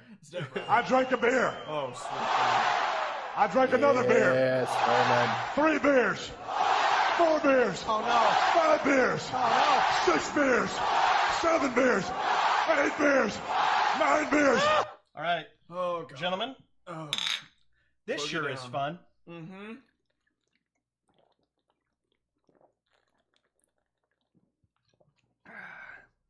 Yeah. That's fine. Eric, the fatter stop. he is, the harder he is to run away. Thanks, hon. Jesus Christ. Shut up. We're Tubby. fattening him up like a prize little piglet. They ask you how you are, you just have to say that you're fine. And you're not really fine. You just can't get into Sean, it if because they five would gives never me for a understand. full spoonful of the last stab sauce, Jesus Christ. I mean, bro. 5-year channel. I will that say is. this one wasn't bad. It's very vinegary, It It very lingers. vinegar. It lingers. It lingers, but that's okay. but it went away Yeah, much It did go quicker away than I pretty- thought. Yeah, It it did wasn't go away bad. pretty quick. It wasn't bad. So the last dab, Apollo, 7 out of 10. Yeah, I'd say 7 out of 10. 7 out of 10 on the heat scale. The wings place that we had in my hometown had the hotter version of what I would say that tasted like. Yeah. It's very hard to balance heat and flavor. Oh, God, You yes. lose a lot of flavor when you're trying to go for hot. Well, and that's why I like the last dab though, is because when you It still has because some you have flavor. the aroma, and it is very flavorful. Still, It did smell very good. Yeah. And 5 to my channel, that is. It'd probably take a little bit more than 5, to be honest. But I don't mean that as like a I'm trying to get money thing. It's I'm a little bit more of a bitch of hot sauce than these two are. So Just years of destroying my body. It's fine. This is just a bummer. They say your body's a temple, mine's a carnival. Rolls into the county every couple We of got months. fry bread. Yeah. You can get on that ride. It's safe. OSHA's approved it. y'all want a funnel cake, honey? 6 years ago. There was some guy named OSHA. He said it was fine. Hey, OSHA, this look good? Yeah, it's fine. Let's turn it now. Oh, wait, eye patch is on the wrong side. Oh fuck. All right, who's next on All right. questions? Shocky boy. Shocky boy. So, Ready. as a creator of content, how do you deal with burnout? Also, do you experience imposter syndrome? And if so, how do you deal with it personally? That's a great That's a fucking fantastic question. Holy shit. So I've actually only in my short time of content creation, I've only experienced burnout one time so far. And in that time, I was really trying to focus on what I want my niche to be. Because I thought to myself, like, variety gaming is hard to be brought in and hard to be very big in. Yeah. There are a lot of other creators out there who have been grinding and grinding and grinding in variety content for a while. Hello, Frankie. Oh, my dog's down there. And one of them that comes to my mind that I am drawing a lot of influence from is Crusader. Cruz, she's a variety content creator. She streams and she's also on YouTube. She just... what I got from it during the burnout, because I was like, what am I going to do? Like, I want to play Pokemon because I love Pokemon games. I want that to be my content, but I had a big fear, and what I experienced burnout is like, I'm playing so much Pokemon, I'm going to get tired of it, and it's like, well, what do I do now? And I realized that with variety creation, I felt a lot better because I'm playing all the things I'm interested in. Yeah. And so with that, and with the influence of Crusader, because she's just like, oh, you don't like this game? Well, there are people that do. So see you later. And I was like, that's such a great way to approach it because I'm doing what I want and what I want it to be. And the people who like it are going to follow. Dev is just a Texan. Fewick, I can't eat more new hot wings? Yes, here, now. Yeah. Can I pop in on the burnout real quick? Yeah, absolutely. One of the most unique things I think that Dev and I have to combat the burnout is the unique thing is there's two of us. Yeah, you have that advantage for sure. We have that advantage. There have been 100% days where Dust or I have showed up, like we've showed up to stream and one of us has gone, please don't make me play today. Yeah. Please don't make me play today. And just having that ability being like, oh, had a rough day? Totally fine. Yeah, I'll go. Please play something. I just want to sit. I want to drink my Trulies. I want to sit next to you. I'll read chat. I'll read chat. Yeah. I'm just going to hang because I can't handle it. And we've had that very same thing happen. Yeah. Times that I'll hate my fucking life today. Will you please play a game? Dark Souls 2 in a bad day, and you were like, I cannot play Dark Souls. I can't do it today. I cannot play Dark Souls. I will lose my fucking shit if I have to do this today. Like, I will burn your house to the ground if you make me play this today. You know what, man? It's okay. I'll play a game. It's fine. Cool. I'll put my matches away. It's fine. Yeah, please do that.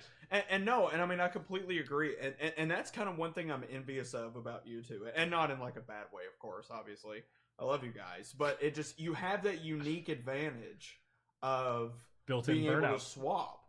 And being able to give the other person an opportunity to do something that you guys are interested in. Yeah. And can create content with. Yeah. And someone else can just sit aside. They can read chat. They can interact. And it's a perfect symphony, in my opinion. And one of the things that I learned in relationships are rarely 50-50.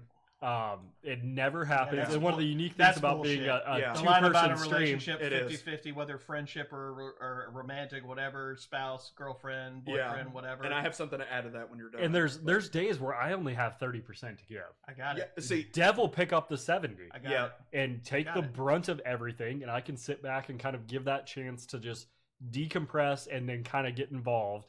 But that's the unique thing about being a two-person stream is we'll find a way to get to our 100. Whether it's 90-10, 10-90, we'll find a way to make it to 100%. Even if I know it's just like, you're going to be a husk over there. That's fine. That's fine. I'll play. I'll look at the chat more often. I will sit here and drink until I'm happy. No, and honestly, that's 100% where I was going, is that it's a percentage base in every single relationship. Friendship, marriage, girlfriend, boyfriend, whatever. It is 100% a percentage game. And it goes back and forth. Excuse me. And so emotional damage. And so that's what I'm envious of with you two. But with the burnout that I had of like, man, maybe I just don't want to do this because I don't want to play another Pokemon game. I don't want people to get bored of me because I'm not into it. And I was doing variety games anyway, and I am a variety person.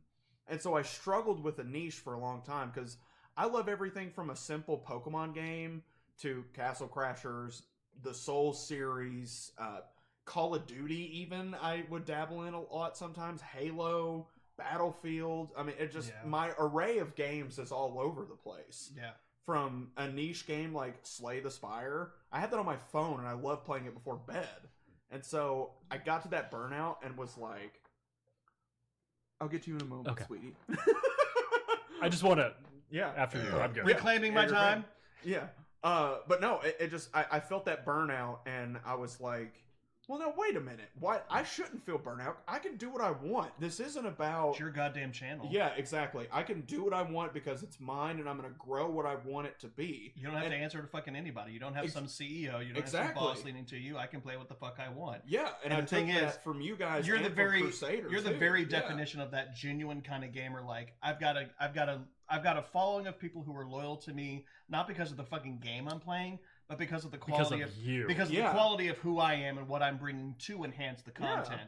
So therefore, you now get to say like, hey, we're gonna put the I'm playing this. Watch this. The tonight. the shock lens will now be placed over Elden Ring. The shock lens will now be placed over Pokemon. The shock lens, so on and so forth. Yeah, no, 100%, and that's what I was inspired by you two and Crusader, and I was just like, it's my game, my channel, I want to do what I want, and so, and yeah, crazy. I really appreciate. Did we really? Did we really just kill that? No. I got God. some Trulies. I think. Okay. Okay. I think. Holy hell! I was gonna kind of jump in if you're okay with it. Yeah, go for it. Yeah. No, One of the biggest things that Dev and we struggled with this in the beginning is because we thought we had to have a niche. Yeah, same. Yeah. We figured we had to have a niche market of niche games that were like, this is what we do. Yeah. And it wasn't until actually pretty recent that Dev and I realized we can play what we enjoy, and our community is so amazing that it doesn't matter what we do. People are going to show up because they like us. Yeah. Same with you. You're a great guy. People love you. You're genuine. You're outgoing. You're fucking handsome as fuck. Like, people are going to show up because they like you as a person. It's not necessarily tight. And we had a very hard time differentiating, like, people are only watching us because I'm playing Dark Souls Remastered. Right. No, they're not just here for Dark Souls Remastered. They're here because they love our relationship. They love our interactions. They love our jokes. Like, niche markets are good very beginning because you're trying to grab those people. But it wasn't until recent Dev and I realized, like, we can play whatever the fuck we want. Whatever the fuck we want. Yeah. People are going to show up, and if they don't, no big deal. We're enjoying ourselves. Yeah, exactly. That's what we need to do. The right people will come. Yeah. And that's what I took away from it, is that I'm going to do what I like, and there's millions of people in the world. Mm-hmm. There are a few of them that are bound to be in the same scenario as myself.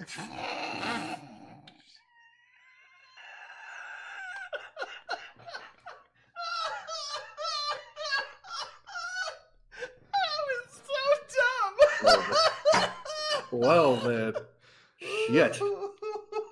Your Honor, objection. Too sexual. Oh, Jesus Christ. Oh, fuck. TOS. TOS.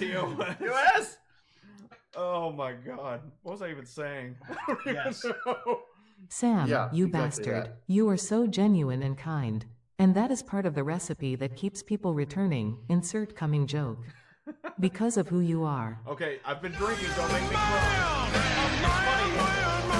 Legitimately, like, there's been times, like, after we've gotten done early in the relationship of, like, who, like, we knew as each other. Yeah. And Dustin and I would, like, he was like, yeah, the Shock guy seems like I mean, man, he's really positive. Like, he's a good dude. Who's this positive fuck? Well, no, and then we were both like, this dude's a little handsome for fucking, like, is he gonna snipe some fucking viewers from us? Gosh. So he's super nice and he's super good looking. Yeah, God damn it. So And that's cool. And you were the one who was like, well, he's also playing, like, really cool, like, niche games like Pokemon. He might. And I'm like, fuck, I gotta play Pokemon now. Plays cool games, super handsome and super nice. Cool. Some of us just don't get cards, I guess. I have a pair of twos. How'd I do? Eric, 5 gift subs to my channel. I'll take off the glasses for the rest of the stream to show it all. I would have to, wouldn't I? It'll only take you like 4 minutes. Yeah. What is it? I lost my wallet, so I My wife lost her wallet. She just doesn't have her ID, so to reload on drinks, we would. Yeah, all stuff's right here. Hey, everybody talk about some other shit. While I'm gone. I can run ads again. I have to piss. Sam, also do you have want to scroll up to the front? And Sure. I'm going to run ads. Okay. And I'm going to let Sam take the reins. Okay. And I'm going to go poop real quick. Is it that bad? It's a little spicy. I'm going to run ads. And Oh, dear. You got one for Sam? Yeah, I do. Oh, perfect. I have plenty, actually. All right. Let me have it. So, let me do this so that way. Vermin! What's up? I'm disgustingly nice. Well, hey, I mean, kindness is free, man. And that's just what I've figured out in life is that I've been mean to people before in my younger days, and I've seen what it's done to people. And I'm like, oh shit, that's awful. I don't like that. So, yeah, kindness is free. It's not hard. Yeah. All right. So your question is, how would you describe your streaming community as it is now, and what is your vision on where you want it to be? Oh wow. In all honesty, I kind of view it as this is getting like really sentimental and deep, but I genuinely view it as a garden. And when I say that, what I mean is, I'm planting myself in the garden with everyone else.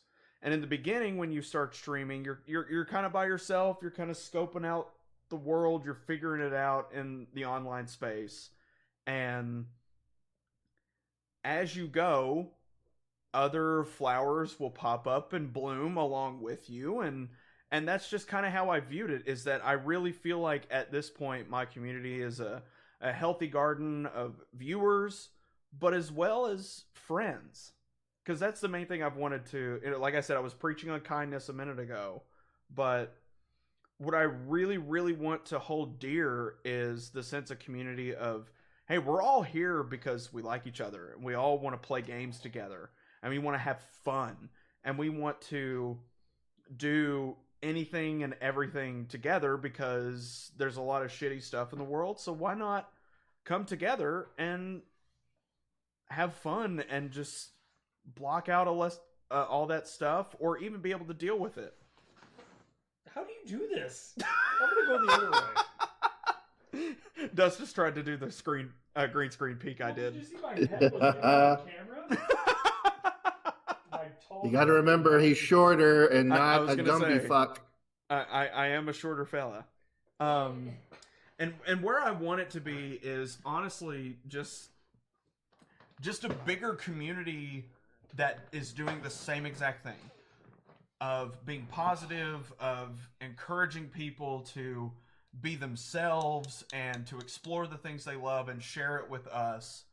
Because at the end of the day, all that matters is that you are the best person that you can be, and you are 100% yourself. You genuine fuck.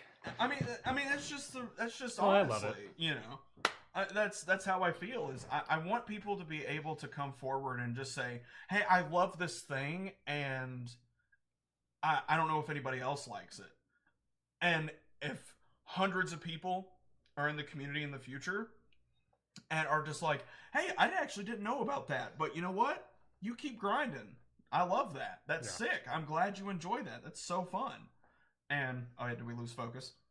Find us, camera. Yeah, it's wanting to focus on the faces behind you. There we go. There we go. But yeah, that's where I envision the community is I see it as a garden of flowers popping up every so often. Fuckers.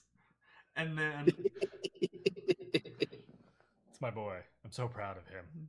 I'm doing good, Dad. Dad, I'm doing great. I'm doing great, Dad. But yeah, I want the garden to grow. I want it to bloom. I want it to overflow in the basket. Positivity. And yeah, with positivity and with people who are willing to be kind, because kindness is free. So, well said. Nice. Well said, Sam. Cheers. Should we open up to the community for a sec? And I guess one thing I would Sam like to over here spreading seed. Oh. Hey, yo. Favorite Souls-like boss of all time? My favorite Souls-like boss? And we'll watch clips to commemorate Absolutely. our interactions with those bosses. Oh, absolutely. Bye. Perfect. Bye, Cheshire. Bye, Cheshire. I love you, Queen. Who is your favorite Souls-like boss of all time? Okay. This is going to sound crazy. Okay. All right. This is going to sound crazy. Lady Maria. Oh, Lady Maria. Lady Maria. I am a big Bloodborne fan. Oh, I love that's not how you spell it. I love Bloodborne. It is amazing. The lore of the game, the linear storyline that you're able to follow with hints and clues. I'm of the believer that I think Bloodborne has the most linear lore that you're able to follow and really dissect. Because a lot of the other, like Dark Souls and Elden Ring, it's kind of up for interpretation on some things. Bloodborne, there's really not much of that. No. It's really much like, yeah, there was some shit that happened before, but because they figured that out, here's all of this shit that happened after the fact. And the fact that Lady Maria, the lore behind her, is that she was one of the first hunters in the workshop. She was there witnessing what was happening in the fishing hamlet when Lawrence and all his goons showed up and had her and Gurman start the experiments in the not the clinic, but what's the just before you get to the clock tower, what's that? I'm trying to remember. What's it called? It's not the research hall, is it? No. Is it the research hall? I think it might be the research hall. But either way, just the lore behind her and how she saw all of this unfold from the beginning. The research hall. Okay. Yeah, seeing the research hall and her seeing what's happening and what has happened to everybody. She was just like, oh, fuck this, I'm out. And as a result, she stayed in the clock tower after her death to prevent anyone from discovering the horror of what happened on the beach in the fishing hamlet. And the fishing hamlet's my favorite place in that game. Yeah, fucking. Well, let's. You want to see my first experience with Yes, I do. Please show me. Voice. Oh, Jesus Christ, that scared me. Should be left well alone. Such a sick line. It's just like, oh shit. Wait, does she sound like the doll? That's what I was saying. I was like, yeah. And the way she did the. And the way she and in her face and her hair, the way she represents the doll. You could see Dustin's brain slowly processing thought. Doesn't happen often. She sounds like the doll. And then the. So sick, dude. Just the. Oh, this is a bad time for Dustin. Oh, the rain! What a way to start! And the Dirty Dapper Dan coming in for the raid. Hey, love it. Oh hell yeah! My first run. Oh my god, dude! Lady Maria is such a sick boss fight. It's so fun. She does stagger, but get out before you get hit. Devin's coaching. Yeah, no, it's okay. It's all right. The panic rolls are real. Her fucking phase 2 with the blood whips. Oh. Well, and even the phase 3. Oh, it gets with the fire. Yeah, the fire included in The it. phase 1 on my first try. First run, pretty decent. For a first run. Lady Maria is easily my favorite Bloodborne character. I love her. Ooh. Welcome to Lady Maria. It's a good fight, bro. Ave Maria.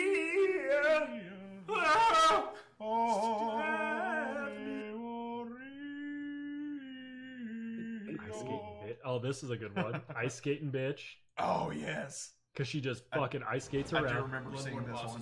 I was actually here live. I think. Dodging diagonally, going backwards into the distance. Their combos chase you down. Glorious has the correctness. Oh no, you can't. Get back. Okay, all right. Okay, we can still parry. We just have in to. Elden Ring, they actually for the blood loss, Jesus Christ! And the blood buildup. Yeah. For like blood builds, they actually got that from Lady Maria. Lady Maria is such a good boss. She is, dude. What's your favorite Souls boss? Souls like boss? My favorite? Yeah. It's a tough one. I've got another one that people are gonna probably be pissed about. That's also a favorite of mine, but I would say maybe. Okay, so I'm a little bit torn. There's a few that I like. I love the first Genichiro fight at the top of the fucking tower. Yeah, and that's where like Sekiro finally like, oh, I'm fucking in. I'm in Sekiro now. Yeah. The Ishin fight, I fucking love. Ishin's fight is absolutely fucking fantastic. I have Vietnam flashbacks thinking about my experience. I with do Ishin. love Lady Maria. I think Orphan of Cause is a great fucking fight. Orphan is so good. Nameless King is high on that list too. Yeah.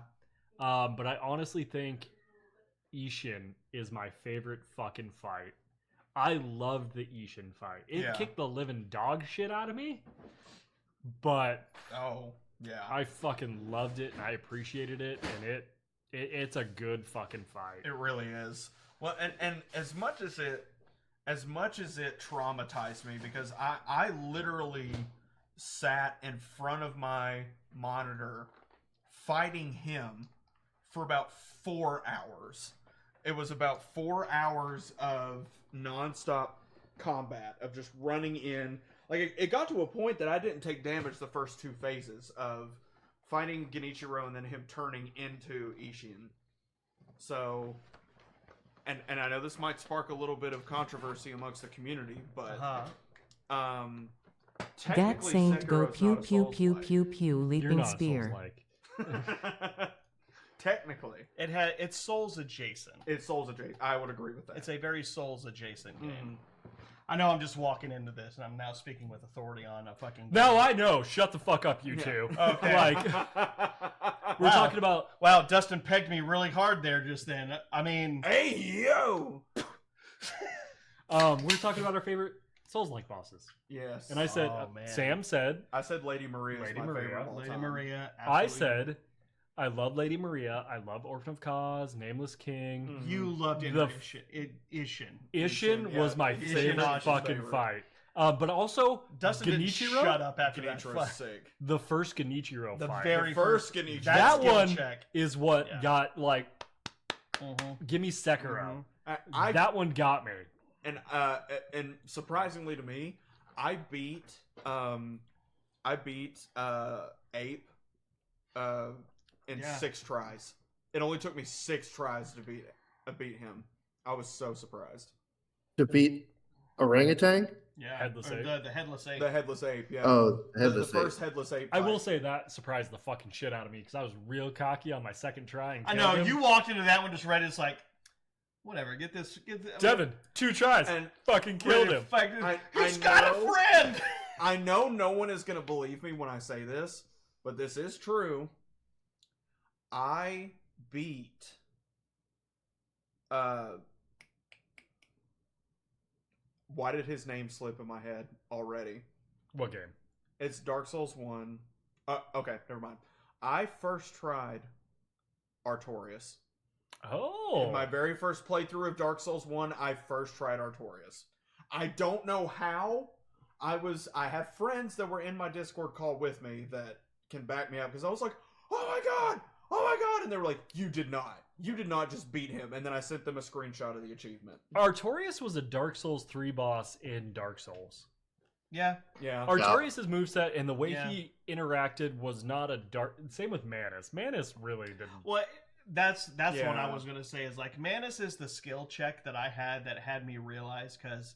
Again, my first experience with Souls games was like summon whoever you can when you can. Right. But then as I grew and like the community was like, you need to try to do it without summoning, and I'm like, but why? Good enough.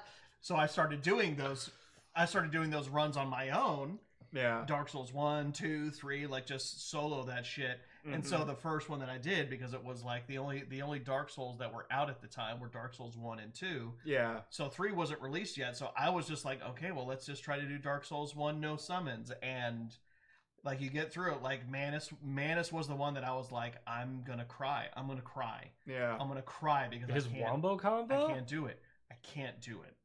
But as far as like favorite Souls bosses, out of like we're talking just the FromSoft catalog. The catalog, yeah. The FromSoft catalog.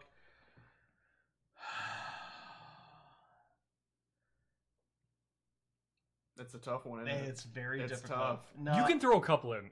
Yeah. You can. I picked quite a few. No. Because I go back and forth between the ones that I feel like were the most satisfying for me, versus the ones that I feel were more impactful to me. Oh my god, yes, you're so right, dude. Trey, when Dev beat Melania, oh my god, that was I remember hype being moment. there for that. I was like, I jumped out of my chair. I'm not even joking. When you beat when it finally I jumped out of my down, chair and I was like, let's fucking go, Dev. Because you have your boss fights that feel just like this is fucking cheap. Like this I is can endless. do this. I'm never gonna beat this thing. This You is guys bullshit. have heard me bitch about Liza P extensively. Yeah. But Yep. I have heard it. But like I feel like for mine, like the ones that I feel like that was the most impactful was gonna be this one. Beating Manus first time solo, like no summon, just me. Like that was That's a good one. That was the impactful one that I'm like, I can do this. I Satisfying. can solo bosses in the Souls series. Mm-hmm. But literally just I mean, as far as favorites, oh man, that's tough because I go to where my favorite game is. Just Bloodborne, I'm assuming. It's Bloodborne. Yeah, I mean, it's fucking Bloodborne. It's too good to not be. Yeah. And I made this comment earlier that Bloodborne has the most linear lore to follow out of all of the FromSoft games because there's not a lot left to interpretation. Yeah. There's kind of like the beginning that's a little bit, they found the Chalice dungeons that had the old blood in it, but other than that, all the shit that's unfolded after. Oh, that's fine. So, and I would say if I had to pick the favorite, the one that I feel like it means the most to me is Gurman. Ooh, that's a good one too, though.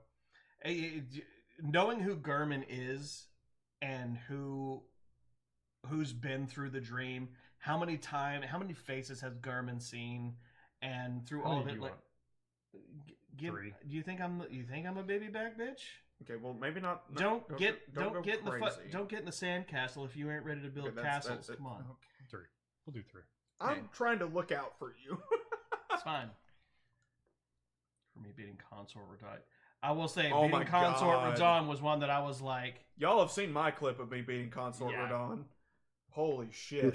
My Consort Radon victory was one of just like, I fucking have to do this because it's already been a stream. It's already been it was the desperation, like I have to beat this. Fun fact about the DLC of Elden Ring, I did an all-day Any stream. fight in a pretty field is auto 10 out of 10. Oh yes, Gurman, Ishin. Gurman, Ishin. I would actually argue Black Dragon Calamite. Yes. Yeah. Come on, that's a very pretty place. Not a pretty field, but Gale's fight is epic. And one fight that fucked me up and made me so sad. Sanctuary Guardian. Sanctuary Guardian. Excellent. Yeah. That one's also with an excellent soundtrack paired with it. Field of Sand and Dust. But dude, it still hurts me every time I have to fight Sif. Oh, and when he limps, oh my god, I can't. Devin made me fucking do that. Wait, do you know about the difference in the fight, like the different cutscenes? If you go kill Artorias first. Yeah, if you go to Artorias first. And he recognizes you. Yeah. Dust. That fucking hurts so bad. Dude, Dust legitimately didn't talk to me like I say he didn't talk to me. He said very minimal words. Because usually when we end stream, we're like, hey, good stream. We do, that was awesome. Like a post-stream recap. Dude, it fucked me up. We were just like ending the stream and I was like, cool. I gotta go. Dust was like, I remember, like, I was in a bad mood after I beat him, and my wife was like, "What's wrong?" And I was like, "This game just got me fucked up in the head." And she's like, "Oh, are you mad about it?" And I was like, "No, I'm heartbroken." Yep. All right, Ranger. What you got for us, boss? We're at the 2-hour mark. Next dab. Yep. Well, first up is I think the SIF person who almost smelt broke it. the bros apart. That would be Dust. Oh, I'm going first? Oh, okay. Yes, because we going in order of the questions. So. Oh, gotcha. Okay. So. Go for it. Eat it. Dust, go for it. So, Dust, what is your life philosophy? Getting deep here. This one kind of tracks back to my daughter as well, though. My biggest life philosophy is kindness over everything. Yeah, amen to that. If you can be anything, be kind. Yep. I have lived my life being... I am a very outgoing person, but my biggest strength I've always tried to make friends and make people laugh. I've always tried to make people laugh because I felt like that's how I make friends. Yep. If I could be dorky and goofy and I can dumb myself down a little bit, people like that. So I love making people laugh. I love enjoyment of laughter and having a good time. So, but that's always led back to my kindness. I don't know if you've ever seen it. Did you ever watch the Patton Oswalt after the comedy special he did after his wife passed away? I didn't, but I've heard about it. Okay, so he basically talks about how him and his wife basically argued about the universe and how Patton is like a staunch atheist for the most part, but he also says like I question sometimes, like I question if there's some greater meaning, something else out there, blah blah blah. And his wife, who would always come back to, there's fucking nothing, dude. It's chaos. Mm-hmm. But she would say, it's chaos. Be kind. Yeah. And I feel like what has always been me. What you're telling me, like, it's chaos. This world be fucking kind. sucks. Yeah. Be a kind person. And that's always what my biggest strength has been like, no matter what we're going through, I'm going to make you laugh. We're going to have a good time. And I'm gonna be a kind human being to me. If you ever need anything, you can call me. I'll be that person you need. If you need to hide a body, got it. Tell me where we're going. But kindness has always been my biggest strength, to a detriment sometimes, because I always, even if some people in my life haven't deserved kindness, I will give kindness. Yeah. And that's always kind of been my Achilles heel, is no matter what, I will... Yeah, you have more grace than me. Yeah. I will give you all the grace in the world, and I will be that person that you can rely on, and I will always be in your corner. Yeah. To a detriment. I can attest to that, because I'm very much the person that is, I'm too nice for my own good. And that I've been told that by many of my friends. I'd believe that about you. Yeah. I'd believe that about you. I've been told that plenty of times. I'm too kind for my own good. Nice fucking bastards. Oh, Trey. Here's my issue. Dust is extremely emotionally smart / mature and intelligent. You always dumb things down to be the funny smart man or the funny man for us, but I've always appreciated you for your intelligence and emotional strength. Yeah. I do dumb myself down just because I like making people laugh, and to make people laugh, I've learned that you kind of got to be the goofy, dorky guy. We know we got to be clowns every now and then. Yeah. So yeah, I understand what Dev says sometimes, but it's kind of funny for me to say something like "iambic pentameter." What the fuck is that? Like, what do you mean by they didn't teach us that in the grocery store? Right. Like, and I mean, you're emotionally intelligent though to an extreme degree, and that's a great quality to have. Yeah. Well, thank you. Anytime. Just wish you would actually ask for some fucking help every now and then. Yeah, that's my biggest flaw too. Is I will shoulder every burden. That today. Every fucking burden. I don't like asking for help. Gee, really? And that is something haven't learned that about you. I've gotten a little bit better. I'm still not great, but I've gotten a little bit better. Yeah. But I don't like burdening other people, and that's my biggest flaw. Yeah. I always feel like I'm a burden if I ask for help. It was like pulling fucking teeth to get Dust and his wife to live with us. Yeah. While they were transitioning. Like, we'll figure it out. We don't know. Maybe we'll go back to Montana. I have a car. We can sleep fine. And I was like, God fucking damn it, I have a fucking spare room. Just live here. Dude, even for today when we were whipping, we were whisking some frosting for Amber while she was getting some other stuff ready for the party, Dust came over to me at least 4 times while I was doing it and was like, hey, are you good? Do you need me to tag in? Hey, I can do it. I can do it. Please, don't get tired. I'm like, dude, you're okay. You got a lot of shit going on. You're letting me stay at your house. Let me do something. Yep. Yeah. Trey's right. It's a northern trait. Don't be a burden, even though we will give you the fucking shirt off our back. Yeah. I don't like being a burden. And I think that kind of, here's the thing. I think that plays into my classes in even D&D.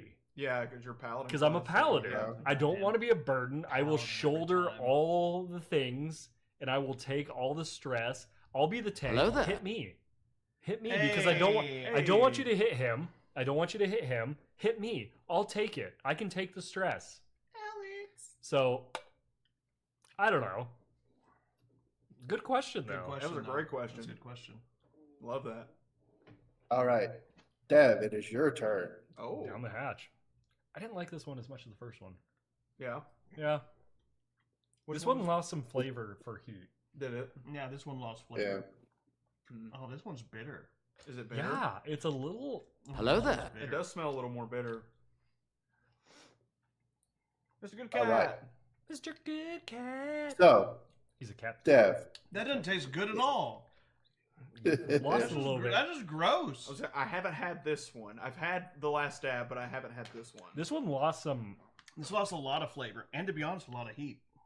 Really? For me. It's not as spicy as... It's already gone in my mouth. Really? It's already gone. It's already gone. Well, there we go. So, Go Dev, on, Ranger.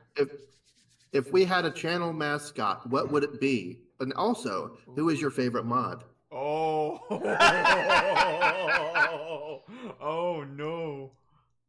Oh, no. I'm Just gonna like go. our I'm gonna go. children. Yeah, I'm gonna say just like my children. I love all of my mods equally, but Bullshit. differently.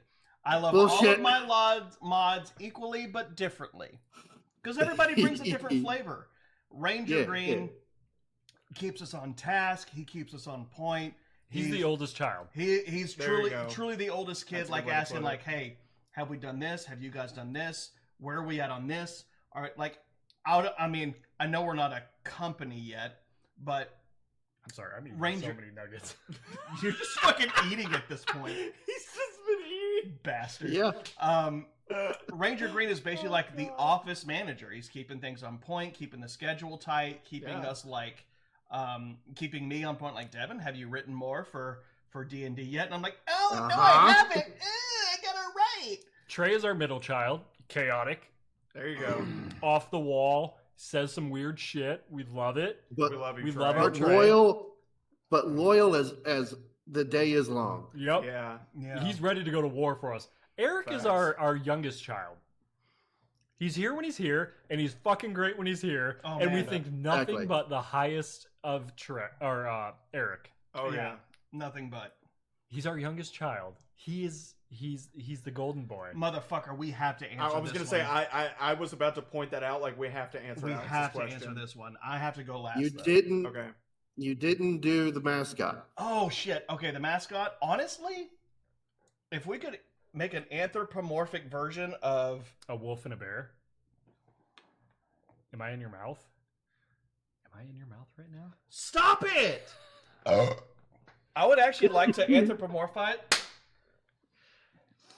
a D20. I would love to have like some sort of bearded D20 cartoon. Like, That would, I'd agree. I with that. hate to equate it this way, but it's the only one that's coming to my mind right now. Is for any of you who know the Game Grumps, Bergie from Game Grumps. Like, it's kind of like the unofficial mascot is Bergie.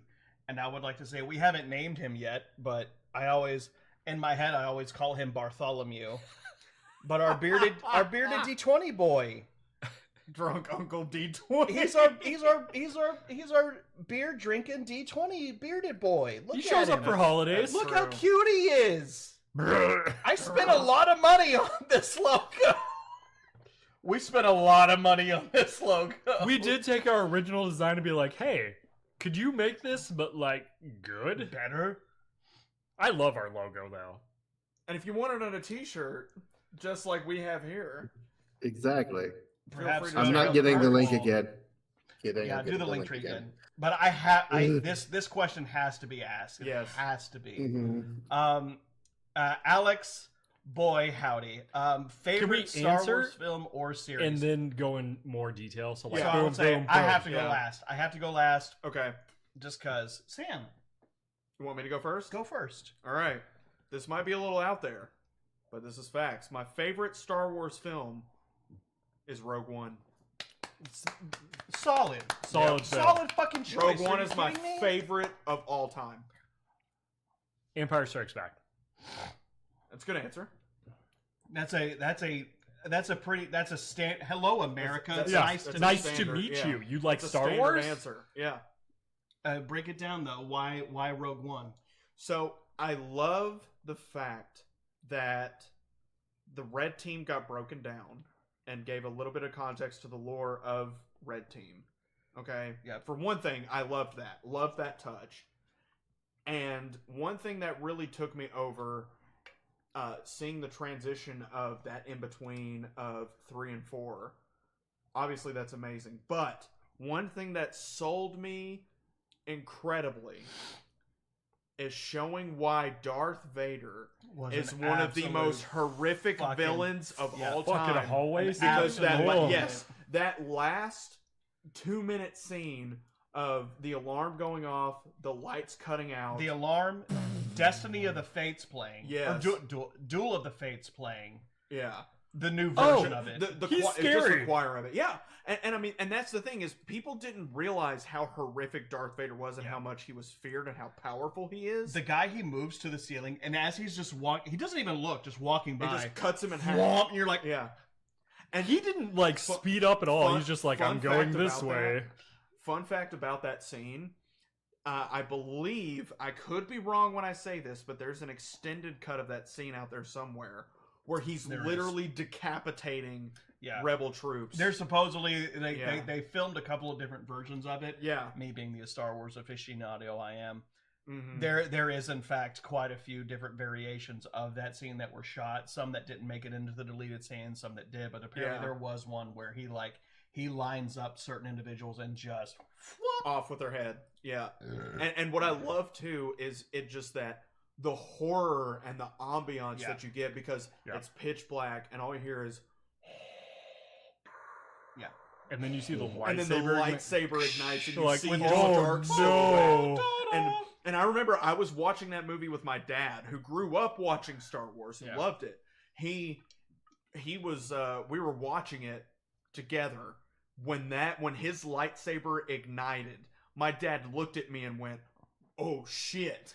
And then and my dad doesn't get excited about movies really. He'll be at the end of it like, "Oh, that was pretty good. I like that." Not a bad film. We were watching that scene in the theater, and he was like, "Oh shit!" And I was like, "I've never seen my dad get stoked like that."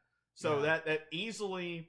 Those fuckers are gonna die. Yeah, the depth and the lore it gives in that movie, amazing. Rogue One is great. Yeah. Can we also talk about how great K2 is in that movie? Yeah, K2. Yeah. Oh yeah. Fucking solid. You must ascend Alan Tudyk. Yeah, Alan Tudyk. Yeah. Who is a phenomenal actor. Shows how terrifying the Force really is. Yes, exactly. Exactly. They had no fucking chance. Why Empire Strikes Back? Oh yeah. I feel like Empire is the perfect film. The culmination of everything, the no, I am your father, the I love you, I know. I'm getting Clerks vibes right now. It's just... I'm just kidding. Continue. Perfect fucking film. The Luke Vader fight, solid. The overconfidence to the holding back a little bit, trying to goat you a little bit. Yeah. The I love you, I know. It's just... Empire is just... It features it all, doesn't it? It's just... It has everything I need. It features it all. It has everything. It's just the perfect Star Wars film. You have love, you have loss, you have revealing of truth. How are the heroes going to win? Yeah. Like... The mystery of, oh my god, they lost. What are we going to do? Yeah. Vader is his father? Oh my god. Yeah, as he's like laying in bed and Luke's holding his fucking severed arm. And he's laying there, he's like, Ben, why didn't you tell me? Like... Yeah. The movie ends with such this like, oh my god, bitter taste of like, oh shit, what are they gonna do? Like not just betrayal, but like extreme heartache. Like, I was just fighting my father. Yeah. I was just fighting my father. My even though father is responsible for all of this. All this. Yeah. Which then leads me to mine, which is in fact Return of the Jedi. And I Great will film. say That's a good film. because of literally it's one scene. It's one scene in the entire Star Wars catalog, all the franchises anywhere. Dustin, for fuck's sake, man, do you just want me to make the rest of the bag? I'm just gonna eat this dab since you guys ate yours. No, you gotta wait. You gotta wait, you fucker. Or I'm gonna put more on there. But it's truly, I think whether you're looking at the prequels or the sequel movies or the original trilogy, I personally think everything can be surmised down to this one last fucking scene. Mm-hmm. I think all of it can spider out to literally anything else within the Star Wars pantheon and universe catalog. and realm. Yeah.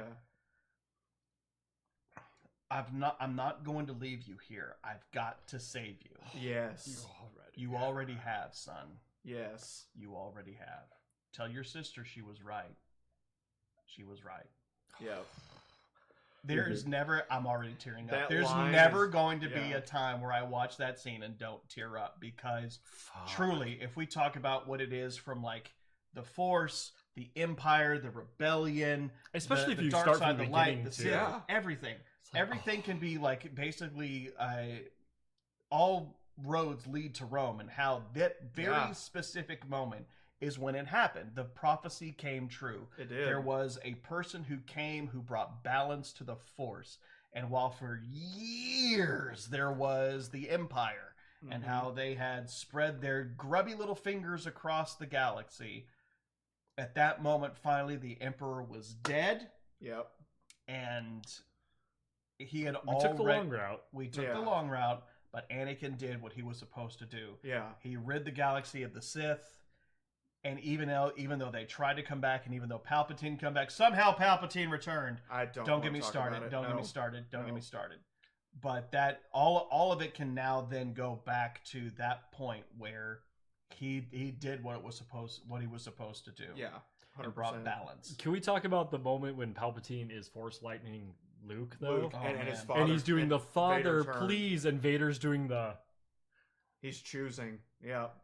And then finally just fucking Kicks up. commits. You can see like even without seeing his face. He has a mask, but you can feel the struggle. You can feel the turmoil of like. I hate to alienate you a little bit on this, Sam, but from your perspective, it's like this Force-driven, like I am the one. I'm bringing balance to the Force. I can't let this horrible individual continue his reign of terror across the galaxy. Mm-hmm. As a dad, yeah, and just watching that, and he's doing the father. I was gonna please, say and it's his like son, father, please, and you can see like he held strong through 2.5 movies. He held strong through even two when and a Luke half movies. is talking to him, like I don't know if it's like in the elevator, and it's like he I says have it's to too late save for you. me. Yeah, it's too late for me. It is too late for me, son. No, I can feel the conflict in you. And like Crazy mentioned too in the swamp when Ben Kenobi, he's more man than machine. There's good in him. I feel it. Yep. Yeah, and I just love how poetic the Return of the Jedi is too, because at that point you have seen Anakin go through all of the light in the Force, all of the dark, to meet in the middle to where he ends what he started. He ended what and he then had he to start. passes with it. He balanced the Force. It's almost as if it's the most pinnacle moment in the entire Star Wars universe. Exactly. Got it. What's up, everybody? Welcome. Boom. Welcome What are to you my, wearing? Welcome Mic drop. Welcome to my TED Talk. Mic drop. What are you wearing? Khakis? I'm wearing shorts. Sounds hideous. Fucking love that though. Star Wars. All right, Star Sam. Wars. Okay. Sam, you're up. Sam, Oh, yeah. eat it. Alrighty. I'm naked. Whoa. Ooh, who do you consider to be your biggest role model? Wow. That's a good fucking Damn. question. Biggest Damn. role model. Ooh.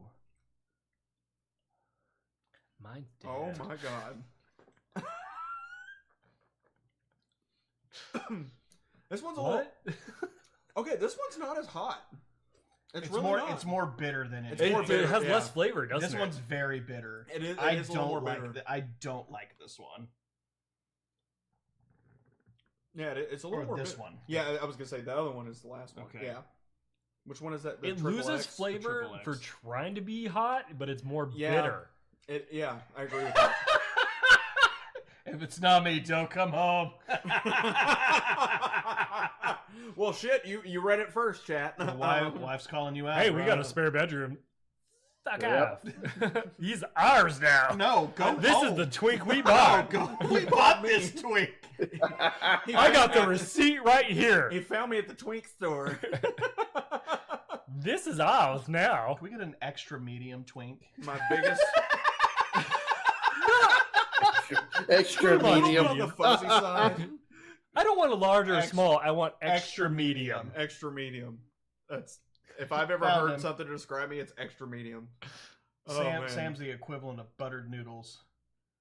I love buttered noodles. I would say I was everybody gonna say. loves buttered noodles. Well, that's fair. That's fair. He's my Okay, buttered noodle so- twink. So my biggest role model. All right. I've actually never said this or answered this question, but I'm going to because I know for a fact who it is. Yeah, sure. Do you I'll want hop in it. And for anybody that is in chat, if you wouldn't care to clip this and send this to me, that would be I'm gonna amazing. do it right now. Okay, I appreciate it. My biggest role model, I would say my sister, my older sister. Her name's Adrian.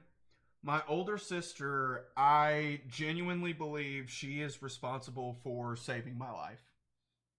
I will say that. And her work ethic through nursing school, being a mother of 3 kids that is also homeschooling, how she acts and teaches her kids, how she acts and even teaches me, and on the things I reflect back on growing up, I genuinely believe my oldest sister is well, I only have one sister, so my older sister is My sister. Yeah, my sister is my role model 100% for who she is. And for those of you who don't know, I had a mental health scare back in 2019, and I was on the phone freaking out, calling my parents, my sister.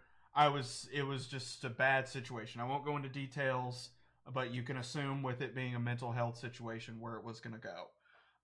My sister showed up, and she very, very politely assisted me and took me to a mental health care facility.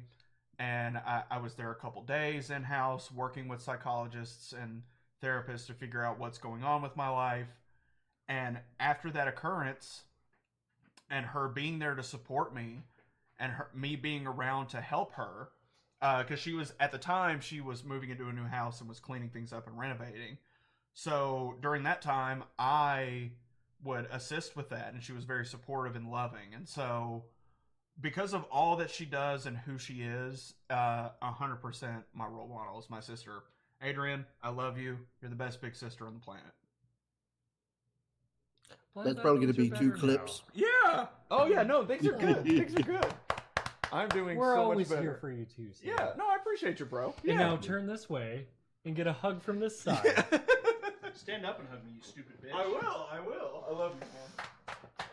Aww. Love breeds love. Love, and love everywhere. Here, I'll get out of your spot too, real quick. Now Yeah, get the also fuck out of my chair. Get the fuck out of my chair. Oh, Frankie, I don't want to step on you. I don't want to roll the chair on you either. And if you ever have, that goes to everybody in our community. If you are ever having a mental health anything, Yeah. if you need somebody to talk to, feel free to always reach out to either Dev or I or even Sam. Get professional help if available. We're plan That's what B. I'm gonna say. That's what I'm gonna say first. Get professional help if available. Well, Frankie's even giving me a hug. But if money's tight, we can help. Oh, geek out. Geek out. We're always here for you, and we want nothing but the best for you. So Yeah. always feel that you can reach out to the bros if you are ever having a hard time. Please know you have a safe space here with Amen. us. These 2 dads will accept you for who you are. And then I'm here to talk with you through anything. I don't have kids, but I'll treat you like my own child and love you endlessly. Hospital for oh man. I appreciate that, Trey. I appreciate it. We're here for you guys. Yeah, always. Frankie, you're so pretty right now. All right. She's my yeah. regal-looking Oh, pup. I'm Frankie. Yeah, you're Oh. girl. You goody puppy. Dog. All right, go on. Get out of here. Okay. I don't know where to go. Get out of here. So With me, girl. I got a pee, so I'll take her with me. Come on. Let's go. Who's up? it would be Dust. No, Dev. It'd be Dev. All right. Me, you, me, Dev. you, me, you, me. Dev. How does it feel knowing you've adopted all of us to be your children? Is this a two-person question? Kind Man, It can okay. be. You know, It can be. fuck. Okay, here's how I'm gonna phrase this. Never thought we'd be the dads, but Okay, but legit. Nice. hey, Vermin. Vermin, goddammit. Okay. Okay. I thought we'd be the cool brothers, but No. Legitimately, when Dustin and I were kind of thinking like, oh, Dustin, I'm thinking about this. Two gay dads. They both have beards and they're gay. Two gay dads. they both have beards and they're gay. So when I was literally when I was pitching this, when I was pitching streaming to Dust, I was like, look, man, like it's a couple of guys. We're gonna like two bros. We're gonna be two bros. We're gonna be best friends. We're gonna be like playing video games, talking nerdy shit. Like it's gonna be a lot of fun that way. Like that's gonna kind of be our niche. Like Devin, Dustin, Dust, D&D. Yeah, all right, yeah. And I, in the inception, I thought we'll just be two nerd guys talking about nerd shit. Fuck you, Amber. Fucking wife. Your wife being the one to call you out. But it wasn't legitimately until like we started streaming, and then people started joining the community, and then there were people who were joining who were like younger than us. Majority. The majority of people are younger than us. We get it. Hey, Dev. How old are you going to be this year? Oh no! 40. I'll be the big 40 this year. A gentleman. Yeah. A gentleman's 40. But like, you know, as someone, not to make this heavy like Sam did with his, but like when people come from certain kinds of demographics and backgrounds, and when people come from,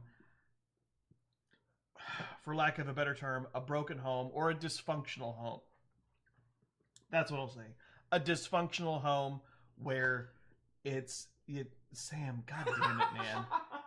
When you come from a dysfunctional home and one of your parents isn't providing you with the thing that was supposed to be provided to you as a parent, whether it's respect or acceptance or just basic love and tenderness, just things like that. And we were providing these basic human necessities out to a wider audience, and people started joining, and people started being a part of this community and crew. And we became the two dads. We became the two dads. And I'm not going to out the person, but I did legitimately have someone who messaged me and was like, I really appreciate who you are, and if I ever got a chance to meet you, I feel like I would just want a hug from you. I'm gonna start crying. I feel like this I feel like it would be very healing, and I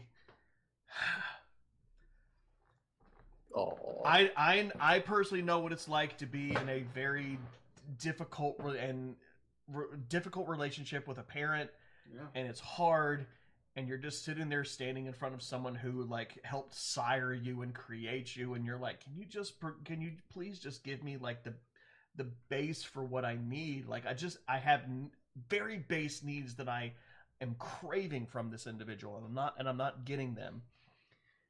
And to be able to provide that very thing to someone who is in need of it was something that I did not expect. So how does it feel knowing that I've adopted all of you to be part of my kids? Dinner's at 6:30. By 10. Wipe your feet before you get in, and please just help me keep the house from looking like a complete wreck. But I will say I've actually super enjoyed it. Is the fact that we started off trying to be the bros, and we became the dads. We became the dads. And it's just like we've been Devin and I both have really tried, sorry to jump in, No, you're good. really hard to be the supportive dads that maybe people haven't had. Of just like, hey, I would like to do this, or this is how I feel, or I would like to go by these pronouns. Yeah. Absolutely. We'll call you by that. Yeah. If you need anything else, let us know. We support you 100% of the way. It was the moment that someone, and again, I'm not outing anybody, but there was someone within our Discord who decided that they wanted to go by certain different pronouns, and they were like, "I'm feeling like this. I'm feeling a deep need to like say that this is who I am as an individual." And both of us. That moment that we were like, "This is a very fucking important moment, and I'm not about to make it about us." Yep. And I loved how you were very quick to respond like, "Then it's that." And I was That's like, what it is. Yep. We're bouncing off that. We're going with that. Whatever And you need, whatever it is, we are here. We're here for it. If you want to talk it through, fantastic. That's what we want to do. We want to be that sounding board for you. We want to be that pillar of support, and we want to give that kind of love out there that maybe someone didn't necessarily have or need or reach out for. Because I know, like, I look at my kids. I have a 3-year-old and a 1-year-old. They're little tiny babies, and for them it's like, give me nuggies and I'm happy. And it's like, okay, cool, great. But knowing that I now get to actually use my dad skills to be like, it's okay. Who you are is who you are. We are going to accept you and love you for who that is. And if you're still figuring it out as you go, we're here with you. Cool. Yeah. We'll walk through you with that journey, because I know I am the quintessential cishet white guy who... You got two straight white men. Geez, boy, do we have opinions on things. I wore my khakis today.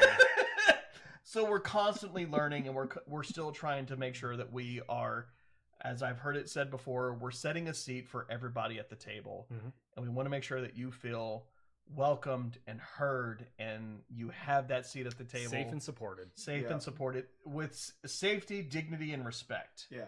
Safety, dignity, and respect, those pillars. You're going to have that here at the Bros, as long as you're not some sort of chode. Yeah. We have a very distinct definition of chode, but anyways. Yeah, if you're... Don't be a dick. Don't be a dick. Don't be a fucking dick. But we're always here to love you and support you no matter what you need. If you tell us what you need, done. Yeah. You don't have to ask. Yeah. If this is how you feel, we'll support you 100% of the way. Yeah. And I want to chime in on this too, if I may. Absolutely. That right there, what you just heard, is the epitome of what they have built as a community. Yep. And there is a reason why so many people have drawn into their channel, have drawn into them, have gotten into the Discord. It's because there are so many content creators out there in the world that will get on a soapbox and will say something about mental health or being who you are or any kind of struggle. They'll say it, but because they have to. And they're giving the cadence that they care a lot. But in reality, it's just to keep their brand growing. These guys don't do that shit. All right? You are getting a genuine group of dudes who are here not only as caring men, but as caring dads. And who know what trauma is out there in the world that is given to everybody. Involved in most book launches. From what I have seen in my research, it's just true.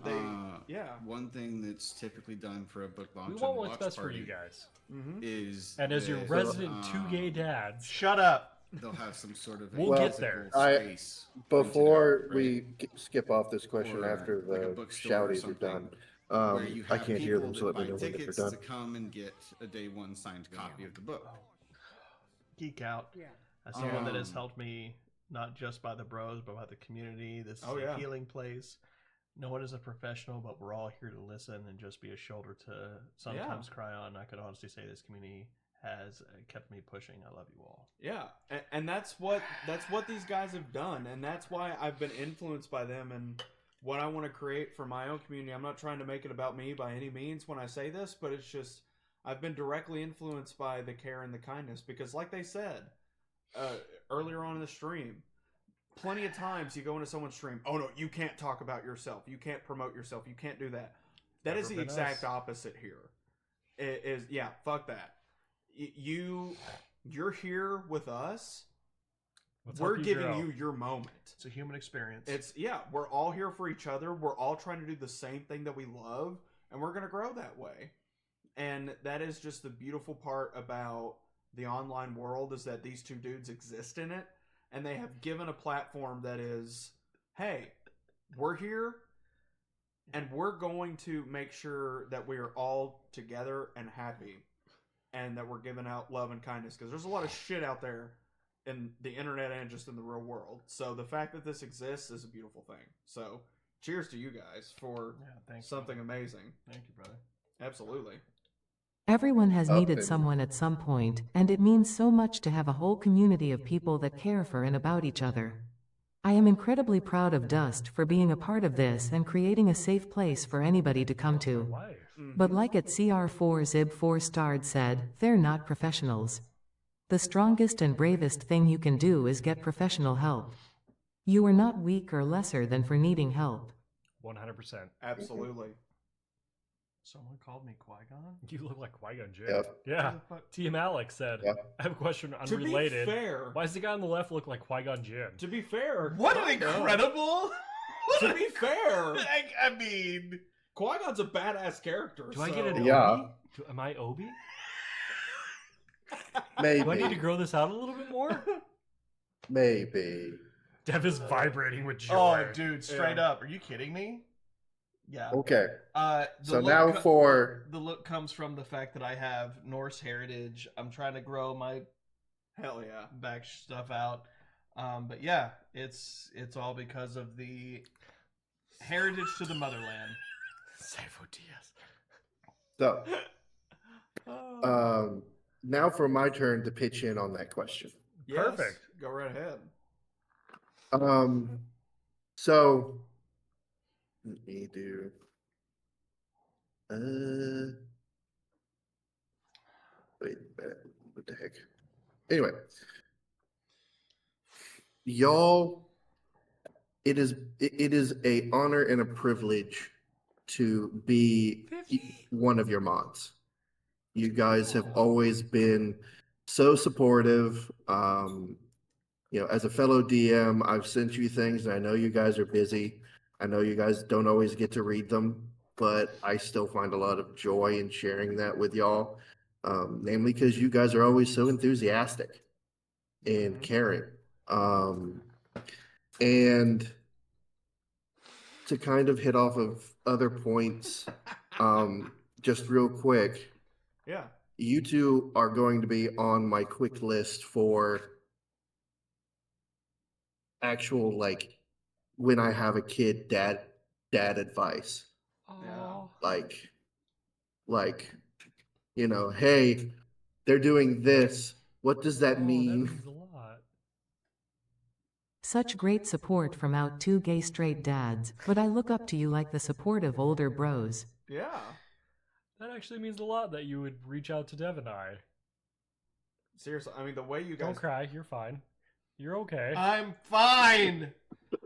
I mean, I agree with that, though, Ranger. I mean, seriously, these dudes are top-notch, and I couldn't think of two better guys to ask for advice as new dads and just as men in general. Seriously. Yeah.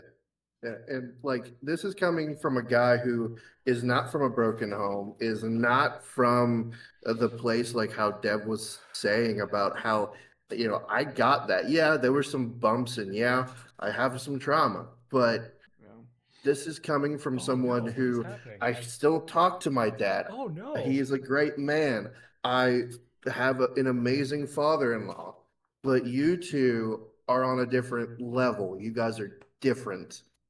And yeah. This wasn't a part of the fucking plan, dude. Well, I'm here. Of course it's going to get sentimental. Oh, yeah. Obviously, this it's isn't us. me. What the fuck is happening? This is Devin. I don't do this. This is a new feeling. Oh no! Okay. Fucking next question, go. Okay. Anyways, the next question about D&D, please say it's about You want to talk about my dead dad? Well, just really want to bury where this are we at? deep? Okay. Fuck. Okay. Oh. So we're gonna do one question for Shock, and then because we're at the 2-hour 45-minute mark, I say we go ahead and do the last dab. Okay. So one more for Shock, and then we'll go into our last dab questions. Alrighty. So Shock. Yes. When will we get Shocky Booty short merch? Oh, nice. The 96 shit. 5,000 bits. Oh my God, Eric! What? I said 50,000. Yeah, he said 50,000. It says so up there. There's one more zero there, Mike. Well, we love you, Eric, dear so sir. we will. So my goal, if I get to 500 followers, he's not gonna do it, Eric. Devin, come on. Shit. Geez, it's almost as if he should sack up. So, well, fair Okay, enough. Dad, thanks. Okay, so then y'all's spoonful will be our chicken tendy for. Can I put a tendy on there? Right. No. Nope. But the goal is when I get to 500 followers, that is when. Why hasn't he I'll hit be 500 merged. already, guys? I don't know. Yeah, whoever's in Community? I don't know. Yeah, whoever's in here, please make sure you guys are going to follow Sam ShockBlazer. I'm at 324, I think, at the moment. So we're getting there. We're getting there. We'll do a Tendy Chaser. It's very Sure. a Tendy Chaser. That works. Are we? It's so thick. It's That's what she said. Yeah. What do you mean? But that's the goal. Once I get to 500 followers, I actually have been teasing some merch a little bit over time. So with that face. Is that good? Looking at me. Are you fucking happy No, with that's yourself? funny. Yeah. And then you Okay. laughing at the corner makes it worse. So Even Steven. Please remember, we only have one bathroom expressionless desk. Sam, Amber. if you rent my bathroom, you're sleeping outside. Shit! I'm gonna keep this chicken Tendy nearby. right. Oh God. How much? So- Remember, don't put it on your tongue. Take the top of your mouth. So here's what we're going to do. We are going to do this in a certain way.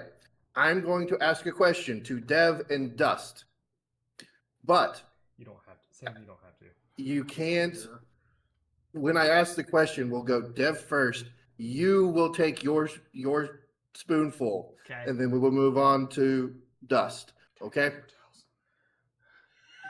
So your question: what would you consider to be your DM philosophy? Go. What kind of DM/player do you consider yourselves to be, and what kind of DM player do you strive to be?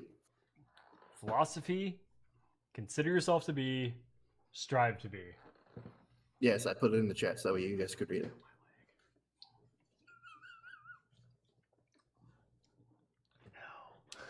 Yeah.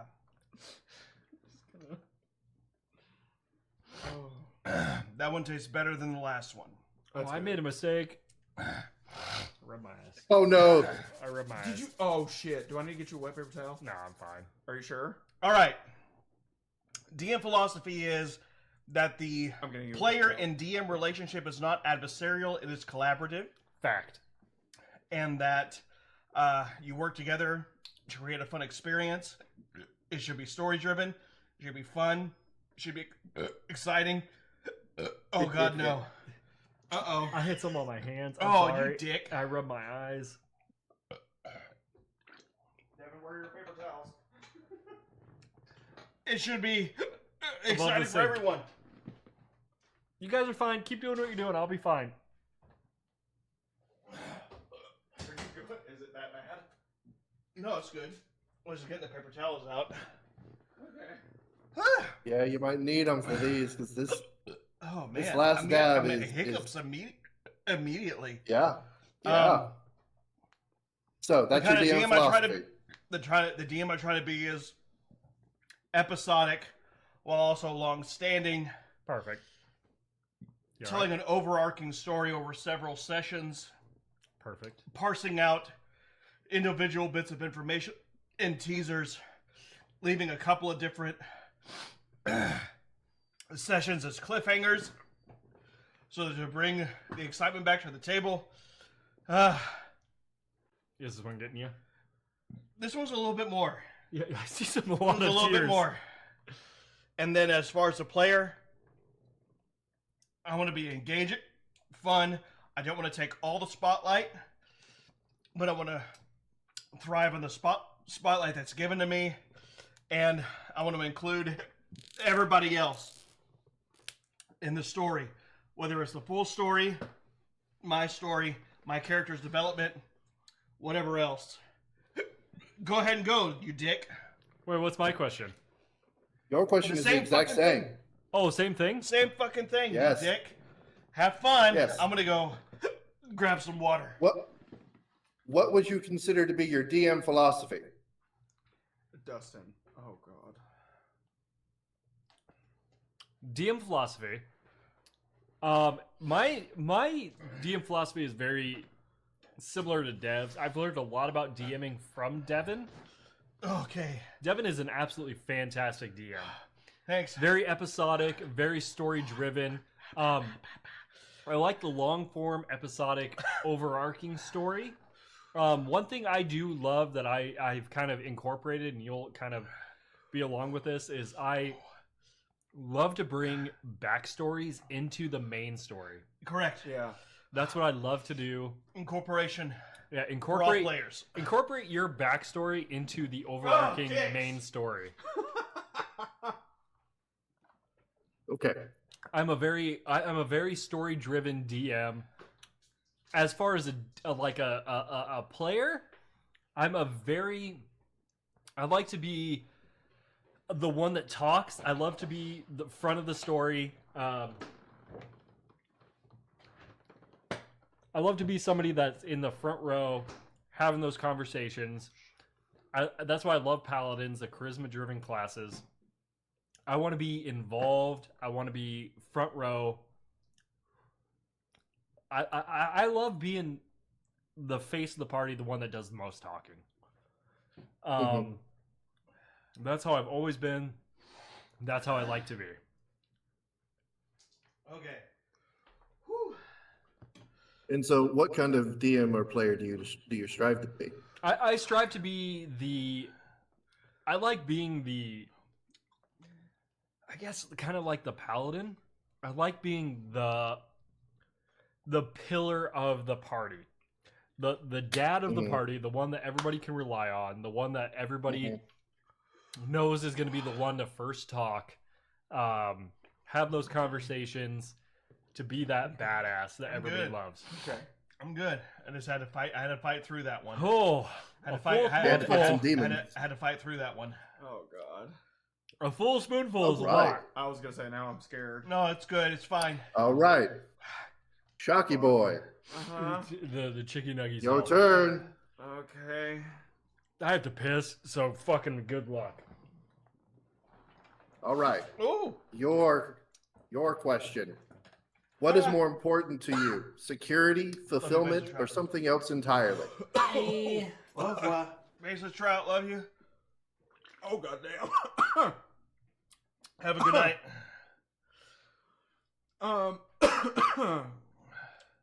Security, fulfillment, or something else entirely. Yep. Woo! Yep. That one, yeah. That one put it there. Oh, it did. Ow!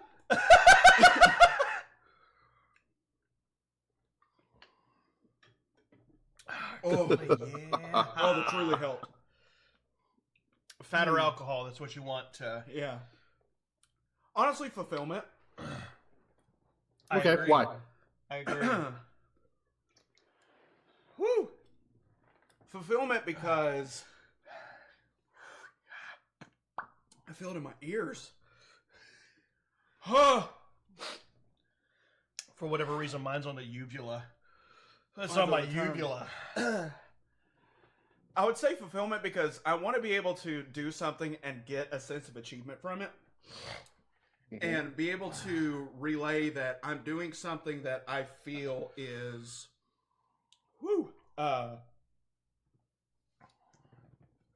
fulfilling in the sense that I've done something good for somebody else. I've given entertainment, I've given love and kindness to somebody that may have never given it before. Okay. Ooh. So now is a good time to probably do a clip. Well, I want to kind of build on that because, like, the thought that I had was security, whether you have security or not, that feeling's going to come or go. It just is. But fulfillment, that is an act. And it takes you acting upon your passions, upon your fears. It takes acting upon your trepidations and your hesitancies. And you got to actually move forward.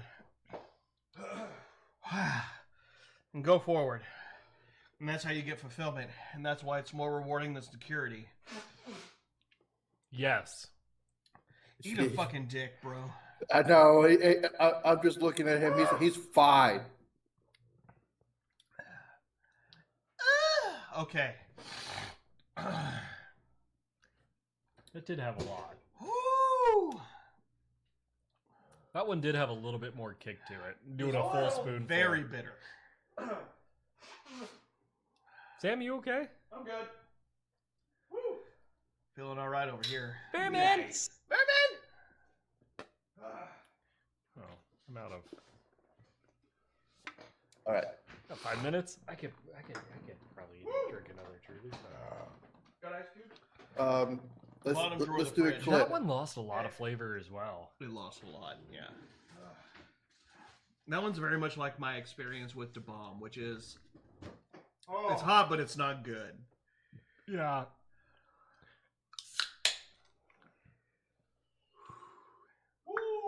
Delightful. I feel like I'm cheating because I can't actually taste spice in my mouth. You had Ever since I got COVID, I can't taste spice in my mouth. I can feel the chest burn and like. So I know it's hot. I can feel it. It's hot. But this is just bullshit, I guess, right? I'll be streaming. Yes, I will be streaming Friday. Oh my god. The ice cube really helps. Oh, nice. Do we want to go on ahead and call it? Do we want to do a clip, or do you want to do more questions? We got a couple more minutes. What do you got? Okay. So. Random ask back on Star Wars. Do you know of Harmies Despecialized? Despecialized? Despecialized, yeah.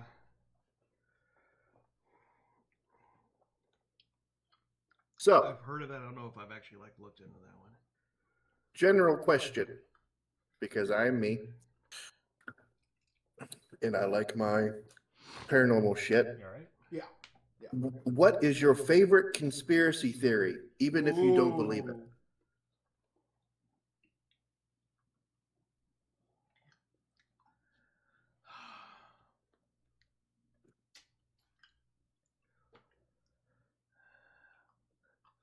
Do the lizard people count?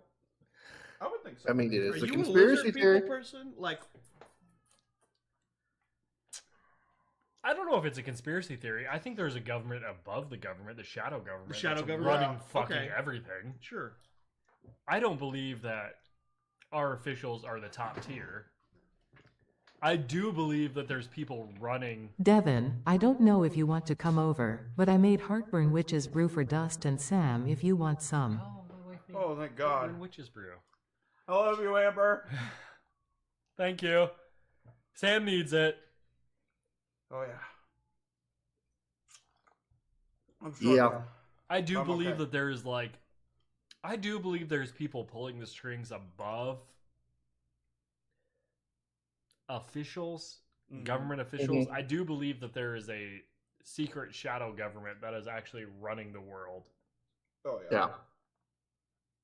And I don't know if that's a conspiracy theory. I don't know if it is, It but is. I do believe It is. It very much is, yeah. It's What- that weird kind of in between of like lizard people, Bohemian I don't know if they're lizard Grove, people, but like I do believe that we are being Another ice lied to 90% of the time. And there's actually people above who we vote for and who we put in place of power that is actually running everything. Mhm. Well, the other two people ran away, so Well, you feel like it's like one of those where it's like, oh, a trade question. oh my god, I needed that burp so bad. That was life saving. General question: are you happy with the growth stream has brought you? Yes, because it wasn't ever anticipated. Yeah. Mhm. Never expected any of this.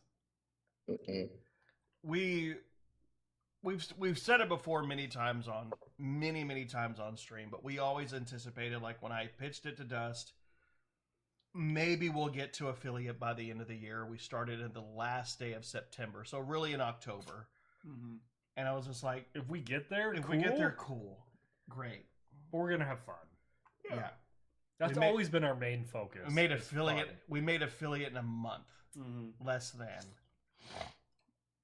So, for me with the conspiracy theories, and I don't think Sam actually got to answer this either, really.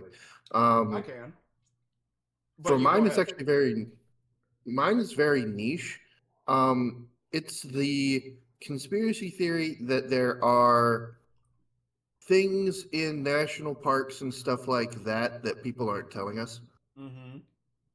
Look at all those missing persons. Yeah, I believe that. Yep. Yeah. There's that's a fun one. Mm-hmm. Yeah.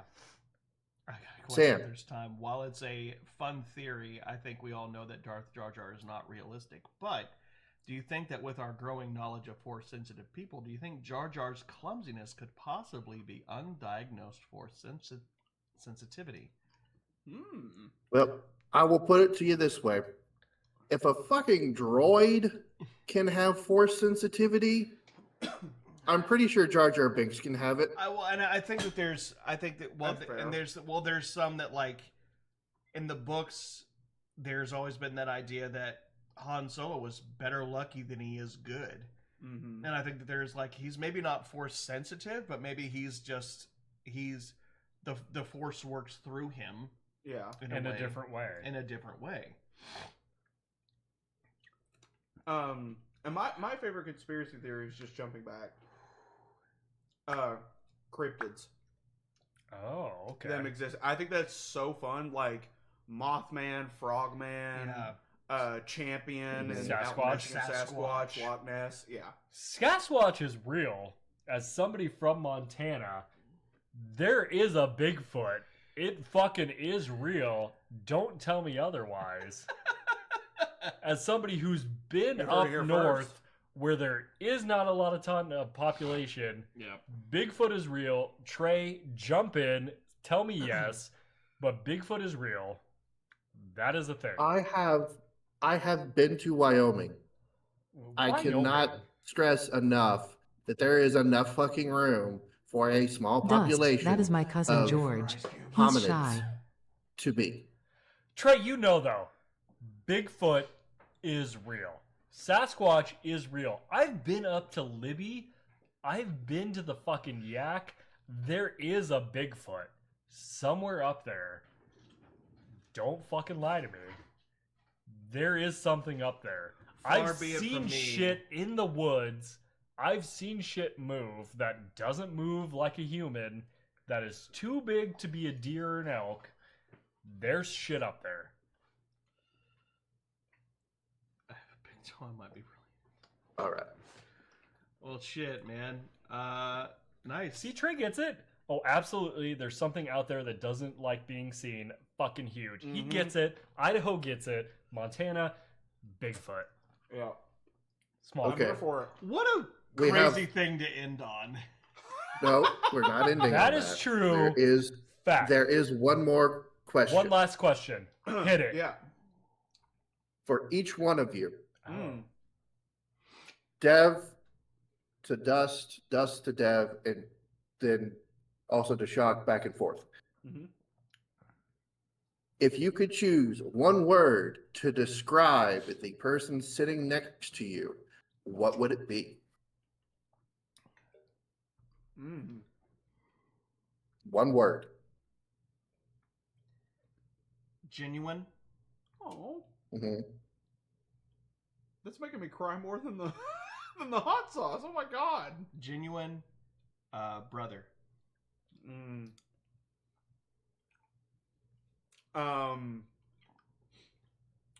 Intelligence. Oh, not intelligence. Dumbass. No. Charismatic. Oh, yeah.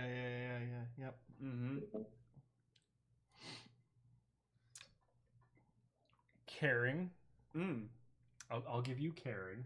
You are my emotional support, caring man. There it is. Kindness. Oh, that means a lot. Thank you. That's good. That's That's good great. shit. That was good shit. Okay. By the Now way, we've got in this napkin there is a half chew chicken nugget. Do not open that. I'm gonna fuck you. I'm gonna eat it. Nom, nom, nom, nom, nom. All right. I took a spoonful. I was fucking dying. No, I know. I still am. I actually, it's passed for me now. I'm good now. Yeah, I'm good now. Man, Lucky. what a fucking fun night, man. This was good Hell yeah. stuff. I know you leave tomorrow to go back home. I do. Tomorrow But, evening. Yep. Tomorrow evening. So let's all wish ShockBlazer a safe journey home as he travels back to his humble abode and back to his loving wife. To loving wife, thank you for sharing him with us. This was just an absolute We delight. voided the warranty. It's gone. Be safe. I will be. And I love you too. So we are going to raid into somebody. Dust has already done that. So what we want to do is perfect. our raid message is the D&D Bros and their Love you too, Geek Out. regards. I will Love you guys. Okay.